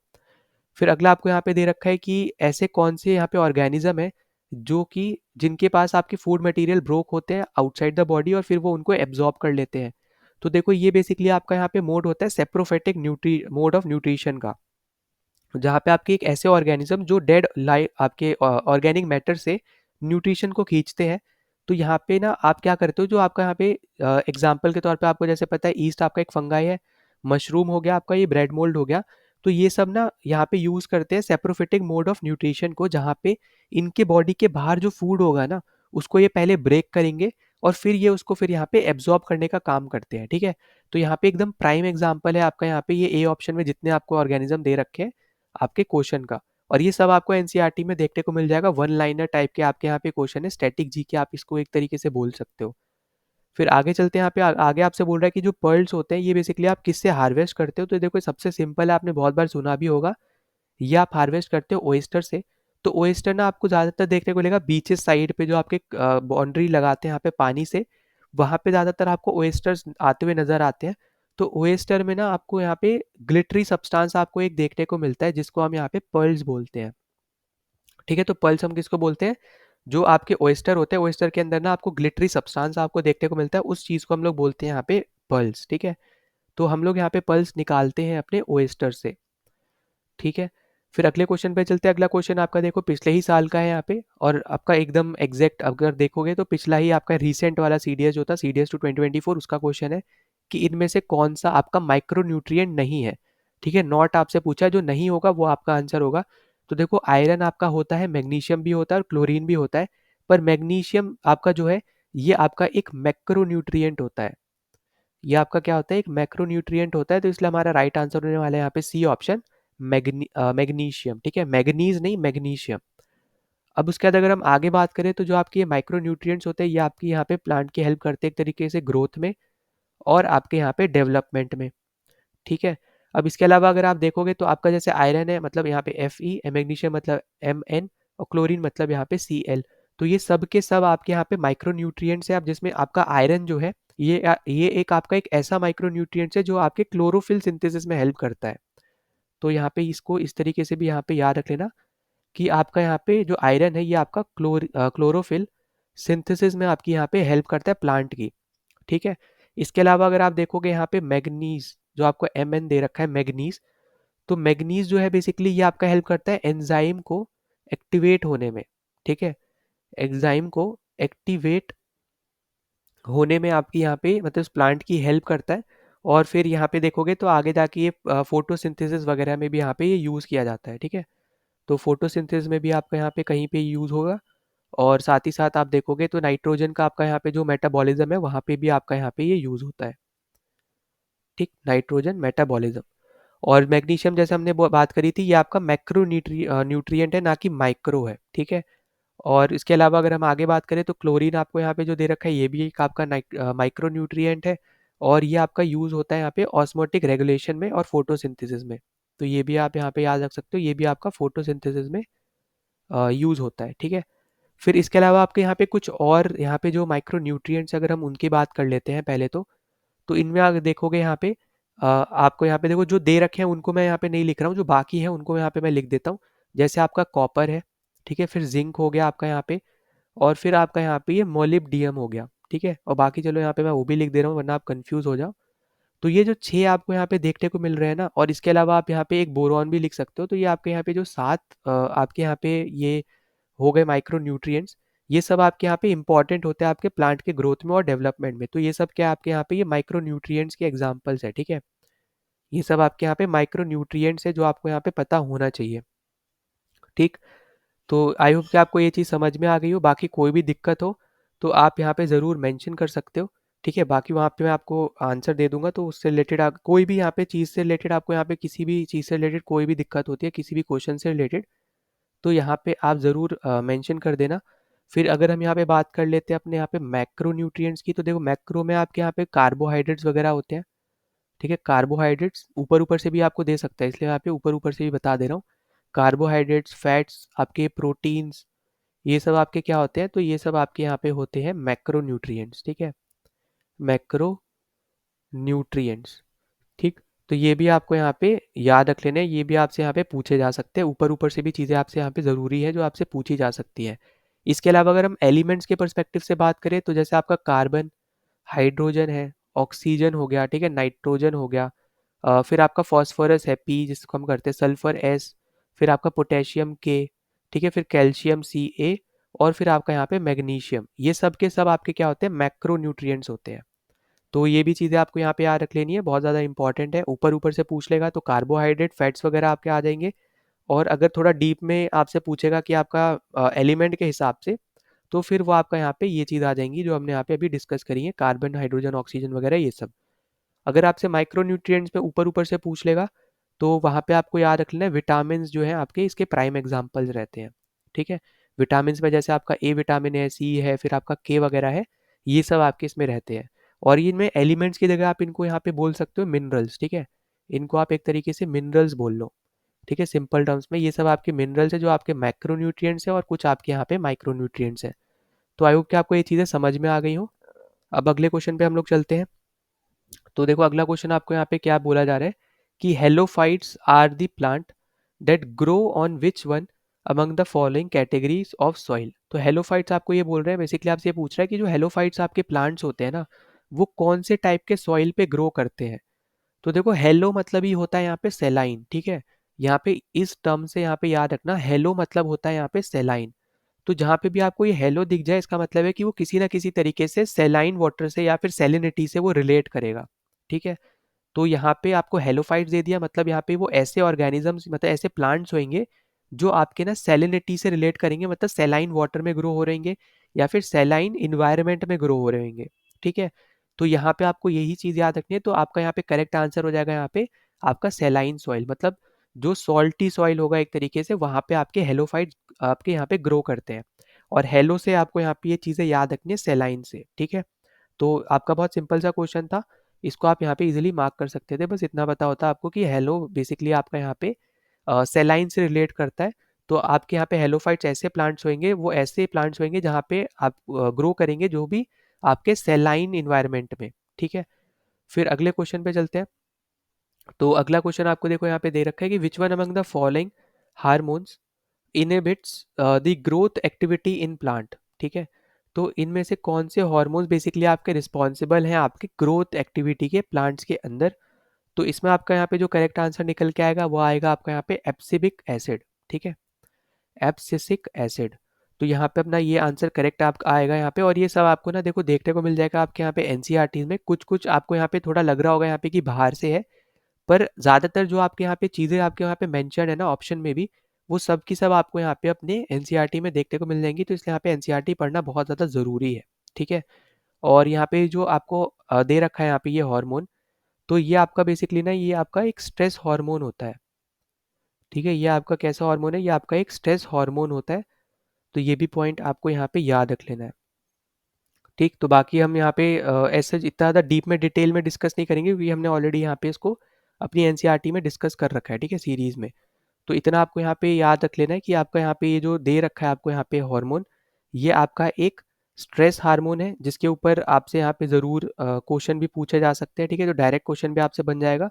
तो ये भी आई होप कि आपको यहाँ पे समझ में आ गया होगा। दूसरा पॉइंट ये भी याद रखना कि ये आपके एक ऐसे हॉर्मोन्स होते हैं ना, जो आपके प्लांट्स प्लस आपके ह्यूमंस, ठीक है, या फिर एनिमल्स आप बोल लो, एक ह्यूमंस ही बोल लो ज़्यादा सही रहेगा। इन सब में यहाँ पे क्या होता है, ये प्रेजेंट होता है, ठीक है। और शॉर्ट फॉर्म में अगर आप देखो तो कहीं कहीं पे ना इसको ए बी ए के नाम से भी जानते हैं, क्योंकि ए बी आप यहाँ से ले लो और एसिड से आप ए ले लो, ठीक है, इस तरीके से। तो ये पॉइंट याद रख सकते हो। और यहाँ पे ये ग्रोथ वगैरह में तो आपकी हेल्प करते ही हैं, स्ट्रेस से रिलेटेड, क्योंकि आपका नाम ही आपका ये है, स्ट्रेस हार्मोन इसको बोलते हैं। तो स्ट्रेस से रिलेटेड भी आपका यहाँ पे काम करता है, ठीक है। तो आई होप कि आपको यहाँ पे भी चीज़ें समझ में आ गई हो। बहुत ज़्यादा डिटेल में हम यहाँ पे नहीं जाएंगे। तो यहाँ पे आपका डायरेक्ट बस आपको यहाँ पे इतनी चीज़ याद रखनी है, और बाकी तीनों ऑप्शन हम एनसीईआरटीज़ में आपको यहाँ पे देखने को मिल जाएंगे, ठीक है। फिर आगे पे चलते हैं अगले क्वेश्चन पे। तो अगला क्वेश्चन आपको दे रखा है कि which one of the following category of biomolecule does starch belong. तो स्टार्च जो आपका होता है, जो आपका बेसिकली एक्स्ट्रा एनर्जी है, जो उसको प्लांट में स्टार्च के फॉर्म में स्टोर किया जाता है, ताकि जब ज़रूरत हो तो प्लांट उसको यूज़ कर पाए। तो यहाँ पे आपसे ये पूछ रहा है कि कौन से बायोमोलिक्यूल का ये पार्ट होता है। तो ऑब्वियस सी बात है, वो आपका होगा यहाँ पे कार्बोहाइड्रेट का, क्योंकि अब यही तो हमने यहाँ पे डिस्कस किया था ना कि फोटोसिंथेसिस में जो कार्बन डाइऑक्साइड होता है वो आपका ब्रेक होता है कार्बोहाइड्रेट्स में। और फिर हर एक कार्बोहाइड्रेट आपका यहाँ पे यूज़ नहीं करता है प्लांट एकदम से, कुछ को यूज़ करता है और फिर कुछ को वो एज अ स्टार्च के फॉर्म में वो अपने बॉडी में स्टोर करके रखता है, कि जब आगे जाके मान लो कभी ज़रूरत पड़ी, जब उसको बाहर से एनर्जी नहीं मिल पा रही है, तो वो जो इनर एनर्जी स्टार्च के फॉर्म में स्टोर हुई है ना, उसको वो यूज़ कर पाए, ठीक है। तो यहाँ पे हमने ये चीज़ फोटोसिंथेसिस में ऑलरेडी पढ़ रखी है, तो हमारा राइट आंसर होगा यहाँ पे कार्बोहाइड्रेट का, ठीक है। फिर अगले पे चलते हैं हम लोग यहाँ पे। अगला क्वेश्चन आपको यहाँ पे दे रखा है कि which one among the following is not a feature of xerophytes. तो यहाँ पे ज़ेरोफाइट्स का इनमें से कौन सा फीचर नहीं है, ये आपसे यहाँ पे पूछा जा रहा है। तो आपको यहाँ पे याद रखना है कि ज़ेरोफाइट्स में ना आपको देखो नॉट बोला है, ठीक है, not a feature of xerophytes. तो आपको यहाँ पे लार्ज नंबर ऑफ स्टोमेटास देखने को नहीं मिलते हैं। तो हमारा जो करेक्ट आंसर निकल के आएगा वो हमारा यहाँ पे निकल के आने वाला है लार्ज नंबर ऑफ स्टोमेटास, ठीक है। तो इनके अंदर आपको स्मॉल लीव्स देखने को मिलते हैं। इनके अंदर आपको वैक्सी कटिल आपको देखने को मिलेगा, मतलब एक तरीके से जो आपकी हेल्प कर रहा है प्रिवेंट करने में वाटर बाहर जाने से, आप ऐसे समझ सकते हो। मिनिमाइज कर रहा है यहाँ पे वाटर लॉस, ठीक है। ये क्या कर रहा है आपका बेसिकली, ये आपका मिनिमाइज कर रहा है वाटर लॉस को, तो प्लांट से बाहर वाटर नहीं जा पाता है, ठीक है, इसकी मदद से आपका यहाँ पे जो है। और इसके अलावा फिर आपको दे रखा है यहाँ पे कि स्टोमेटा जो होते हैं वो आपके यहाँ पे पिट्स में होते हैं, तो ये भी आपके यहाँ पे एकदम करेक्ट चीज़ है। और सोमेटा के थ्रू ही आप यहाँ पे क्या करते हो, आप यहाँ पे गैसेस का यहाँ पे एक्सचेंज आपको यहाँ पे देखने को मिलता है स्टोमेटा की वजह से ही, ठीक है। और ये भी आप यहाँ पे एक तरीके से देखोगे ना, तो ये भी आपके यहाँ पे हेल्प करते हैं रिड्यूस करने में वाटर लॉस को, ठीक है, रिड्यूस करते हैं यहाँ पे ये भी वाटर लॉस को। तो ये भी पॉइंट आपको यहाँ पे सब याद रख लेना है, ठीक है। पर लार्ज नंबर ऑफ स्टोमेटा जो है ये बेसिकली आपको ज़ेरोफाइट में देखने को नहीं मिलता है, क्योंकि इनमें आपको स्मॉल नंबर ऑफ स्टोमेटास देखने को मिलते हैं, ठीक है, लार्ज नंबर ऑफ नहीं है, स्मॉल नंबर ऑफ आपको स्टोमेटास देखने को मिलते हैं, इसलिए आपका यहाँ पे हो जाएगा गलत। तो राइट आंसर हमारे यहाँ पे निकल के आएगा ऑप्शन नंबर बी। फिर अगले पे चलते हैं हम लोग यहाँ पे। तो अगला क्वेश्चन आपको यहाँ पे दे रखा है कि which of the following statement is or are correct about vaccination that provides protection against an infectious disease, ठीक है। तो वैक्सीनेशन के अकॉर्डिंग आपके यहाँ पे इनमें से क्या स्टेटमेंट करेक्ट है, ये आपसे बोल रहा है। तो पहला आपसे बोल रहा है कि it blocks the entry of the infectious agent into the body. तो यहाँ पे देखो इससे रिलेटेड अगर हम बात करें, इन्फेक्शियस एजेंट को यहाँ पे रोकता है, तो ये आपका हो जाएगा एकदम गलत, ठीक है। क्योंकि देखो वैक्सीनेशन बेसिकली क्या होता है, आपका इम्यून सिस्टम को स्ट्रॉन्ग करता है, ठीक है, वो आने से नहीं रोकेगा, वो बेसिकली ना आपके यहाँ पे इम्यून सिस्टम को स्ट्रॉन्ग करेगा, ठीक है। तो इसलिए आपका यहाँ पे पहली स्टेटमेंट जो आपको दे रखी है ना, वो आपके यहाँ पे गलत हो जाएगी। क्योंकि यहाँ पे मैं बार बार बोल रहा हूँ, यहाँ पे प्लीज याद रखना, ये आपकी बॉडी में इन्फेक्शियस जो आपका यहाँ पे ये डिजीज है उसको आने से नहीं रोक रहा है, ये आपके इम्यून सिस्टम को इतना स्ट्रांग बना दे रहा है ना कि वो जो इन्फेक्शियस डिजीज आ रही है ना, वो कुछ भी नहीं कर पाती है आपके बॉडी के अंदर, ठीक है। तो यहाँ पे एक तरीके से आप समझो कि यहाँ पे ये फाइट कर रहा है उसके अगेंस्ट। पर वो कैसे फाइट कर रहा है, तो वो यहाँ पे इम्यून सिस्टम को स्ट्रांग करके फाइट कर रहा है, ठीक है। फिर दूसरा आपको दिया है कि it produces antibodies against infection. तो यहाँ पे आपका ये जो स्टेटमेंट है ये आपका हो जाएगा एकदम करेक्ट, कि जो वैक्सीनेशन होता है यहाँ पे ये आपकी एंटीबॉडीज को जनरेट करता है, ताकि ये इन्फेक्शियस जो आपके यहाँ पे चीज़ें आ रही हैं, जो डिजीज आ रही है, उसके अगेंस्ट यहाँ पे लड़ पाए, ठीक है। तो इसलिए यहाँ पे आपको ये चीज़ याद रखनी है कि यहाँ पे आपका दूसरा स्टेटमेंट क्या एकदम सही है। तीसरा आपसे बोल रहा है कि it kills the infection agent. तो यहाँ पे देखो ये वापस से गलत हो जाएगा। वापस से मैं बोल रहा हूँ, यहाँ पे वैक्सीनेशन में हमने इससे रिलेटेड क्वेश्चन भी कर रखा है पहले भी। तो वैक्सीन जो होती है वो इम्यून सिस्टम को स्ट्रांग बनाने के लिए होती हैं बस, ना तो वो किसी चीज़ को आने से रोक सकती है और ना ही वो किसी चीज़ को मारती हैं, ठीक है। बस वो फाइट कर रही है एक तरीके से अंदर ना जाने में, ठीक है। तो इम्यून सिस्टम को इतना स्ट्रांग बना रही है कि वो उसके अंदर ना जा पाए, पर वो ब्लॉक नहीं कर रही है एक तरीके से एंट्री, ठीक है। मतलब वो फाइट करने के लिए बस यहाँ पे वो बना रही है, ना तो वो ब्लॉक कर रही है किसी चीज़ को और ना ही वो यहाँ पे किल कर सकती है। तो हमारा यहाँ पे जो राइट आंसर निकल के आएगा वो हमारा होगा यहाँ पे ऑप्शन नंबर बी, सिर्फ सेकंड स्टेटमेंट हमारी यहाँ पे करेक्ट है। ना अगला क्वेश्चन पे चलते हैं। तो अगला क्वेश्चन आपका यहाँ पे CDS 2024 का ही आपको यहाँ पे दिख रहा होगा। तो यहाँ पे आपसे पूछ रहा है कि which set of vegetable is underground stem or modified stem, इनमें से कौन से आपके यहाँ पे ऐसी वेजिटेबल्स हैं जो आपके अंडरग्राउंड स्टेम का हिस्सा है या फिर आपके मॉडिफाइड स्टेम का हिस्सा है। तो देखो इनमें आपका एक पोटैटो तो होता ही है और अनियन भी होता है, ठीक है। आर्टिचोक है, पर आपका ये जो राउंड गार्ड दे रखा है ये तो आपके ज़मीन के ऊपर हो गया, तो इस ऑप्शन को तो आप सीधे सीधे आप यहाँ पे एलिमिनेट कर सकते हो। तो आपके ऐसे ऑप्शन चूज करने जो ज़मीन के नीचे है और वो आपके स्टेम से रिलेट करते हो, ठीक है। तो यहाँ पे अनियन होता है, गार्लिक होता है, पर आपका कैरेट जो है ये आपका बेसिकली अंडर तो होता है पर ये आपका रूट से रिलेट होता है, तो ये भी आपका नहीं होने वाला है। और पोटैटो होता है, गार्लिक होता है, पर टर्निप नहीं होता है, क्योंकि ये भी आपका रूट से ही एसोसिएट करता है, तो ये भी आपका हो जाएगा गलत।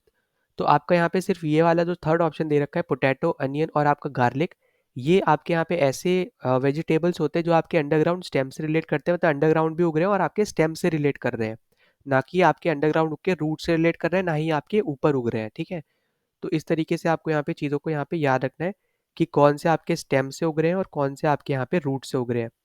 तो यहाँ पे हमने ये चीज़ डिस्कस कर ली है, तो आपको आई होप कि आपको ये चीज़ पता चल गई हो। अब यहाँ पे देखो ये आपका यहाँ पे ऐसे इसमें बहुत ज़्यादा कुछ बताने का नहीं है, पर ये चीज़ आपको यहाँ पे ज़रूर याद रखनी है कि जो रूट्स बेसिकली आप ज़्यादा देखोगे ना, तो वो आपके अंडरग्राउंड ज़्यादा ग्रो करते हैं, और जो आपकी स्टेम्स होती हैं वो आपकी बेसिकली आप देखो तो ऊपर की तरफ ग्रो करती है, ग्राउंड के ऊपर ग्रो करती है, ठीक है। पर यहाँ पे आपको जो बेसिकली पूछा जा रहा है, ये आपसे ये पूछ रहा है कि उस स्टेम से रिलेटेड जो आपके यहाँ पे वेजिटेबल्स उगते हैं अंडरग्राउंड, उनके बारे में आपसे पूछ रहा है, तो प्लीज़ उससे कंफ्यूज मत करना, ठीक है। कि आप यहाँ पे ये सोचो कि क्योंकि रूट्स नीचे हैं आपके एज सच, तो आप उन वाले आंसर को आप मार्क करोगे, तो ऐसा नहीं है। थोड़ा बहुत हमें यहाँ पे डिफरेंस हमें यहाँ पे पता होना चाहिए स्टेम और रूट का भी, ठीक। तो यहाँ पे हमारा राइट आंसर होने वाला है यहाँ पे सी ऑप्शन। अब उसके बाद आपको यहाँ पे अगला क्वेश्चन दे रखा है, the casual organism of dengue fever is a mosquito-borne virus, which belongs to which of the following among which among the following category। तो बेसिकली आपसे ये पूछ रहा है कि जो आपका ऑर्गेनिज्म है जो आपका डेंगू फीवर देता है वो आपका एक मॉस्किटो बॉर्न वायरस है। पहली बात तो हमने यहाँ पे डिस्कस भी किया। अब आपसे ये पूछ रहा है कि वो कौन से कैटेगरी से रिलेट करता है। तो देखो यहाँ पे आपको कैटेगरी पता होने के लिए आपको, जैसे मैंने पहले बता रखा है, जो डेंगी है वो आपका एडीज से होता है ना। तो हमने यहाँ पे पहले भी डिस्कस कर रखा है। तो ये बेसिकली आपका एग्जाम्पल है आपका, मतलब कैटेगरी आपकी है यहाँ पे फ्लेवी राइबो वायरस की। और हमने यहाँ पे बाकी देखा था कि ये आपका यहाँ पे ये एडीज मॉस्किटो से होता है। तो ये भी पॉइंट आपको यहाँ पे याद रखना। और दूसरा पॉइंट ये भी याद रखना कि जितने भी आपको मॉस्किटो से रिलेटेड बीमारी होती है ना, उन सब में एक फीमेल मॉस्किटो होती है, ठीक है। मेल मॉस्किटो आपको यहाँ पे ऐसा कोई बीमारी देते नहीं है। जो सबसे खतरनाक बीमारियां आपको दिखती है मॉस्किटो से, वो सब की सब फीमेल से ही होती है, ठीक है। मेल बेसिकली आप ऐसे समझ लो बाहर घूम रहे होते हैं बस, और फीमेल जो होती है वो बेसिकली आपका यहाँ पे काम करती है खराब, ठीक है। तो यहाँ पे ये पॉइंट याद रखना है, आपके फीमेल मॉस्किटोज से आपकी यहाँ पे ये सब बीमारियां होती है, ठीक। तो यहाँ पे अपना राइट आंसर सीधे सीधे अपना यहाँ पे ये निकल जाएगा। और डायरेक्ट आपका स्टैटिक बेस्ड क्वेश्चन है, तो ऐसा यहाँ पे समझाने का नहीं था। बस जो हमें समझाना था वो हमने ऑलरेडी पहले भी डिस्कस कर लिया है। और एडीज से आपके चिकनगुनिया होता है, येलो फीवर होता है, जीका वायरस होता है, ये भी हम ऑलरेडी डिस्कस कर चुके हैं, ठीक है। और एनोफिलीज से आपका मलेरिया होता है, वो भी हमने ऑलरेडी डिस्कस किया है। और जितनी भी आपको मैं बार बार बता रहा हूँ मॉस्किटो से रिलेटेड डिजीज है, सब आपकी फीमेल जो मॉस्किटोज होती है वो रिस्पॉन्सिबल होती है, मेल मॉस्किटोज नहीं होते हैं, ठीक है।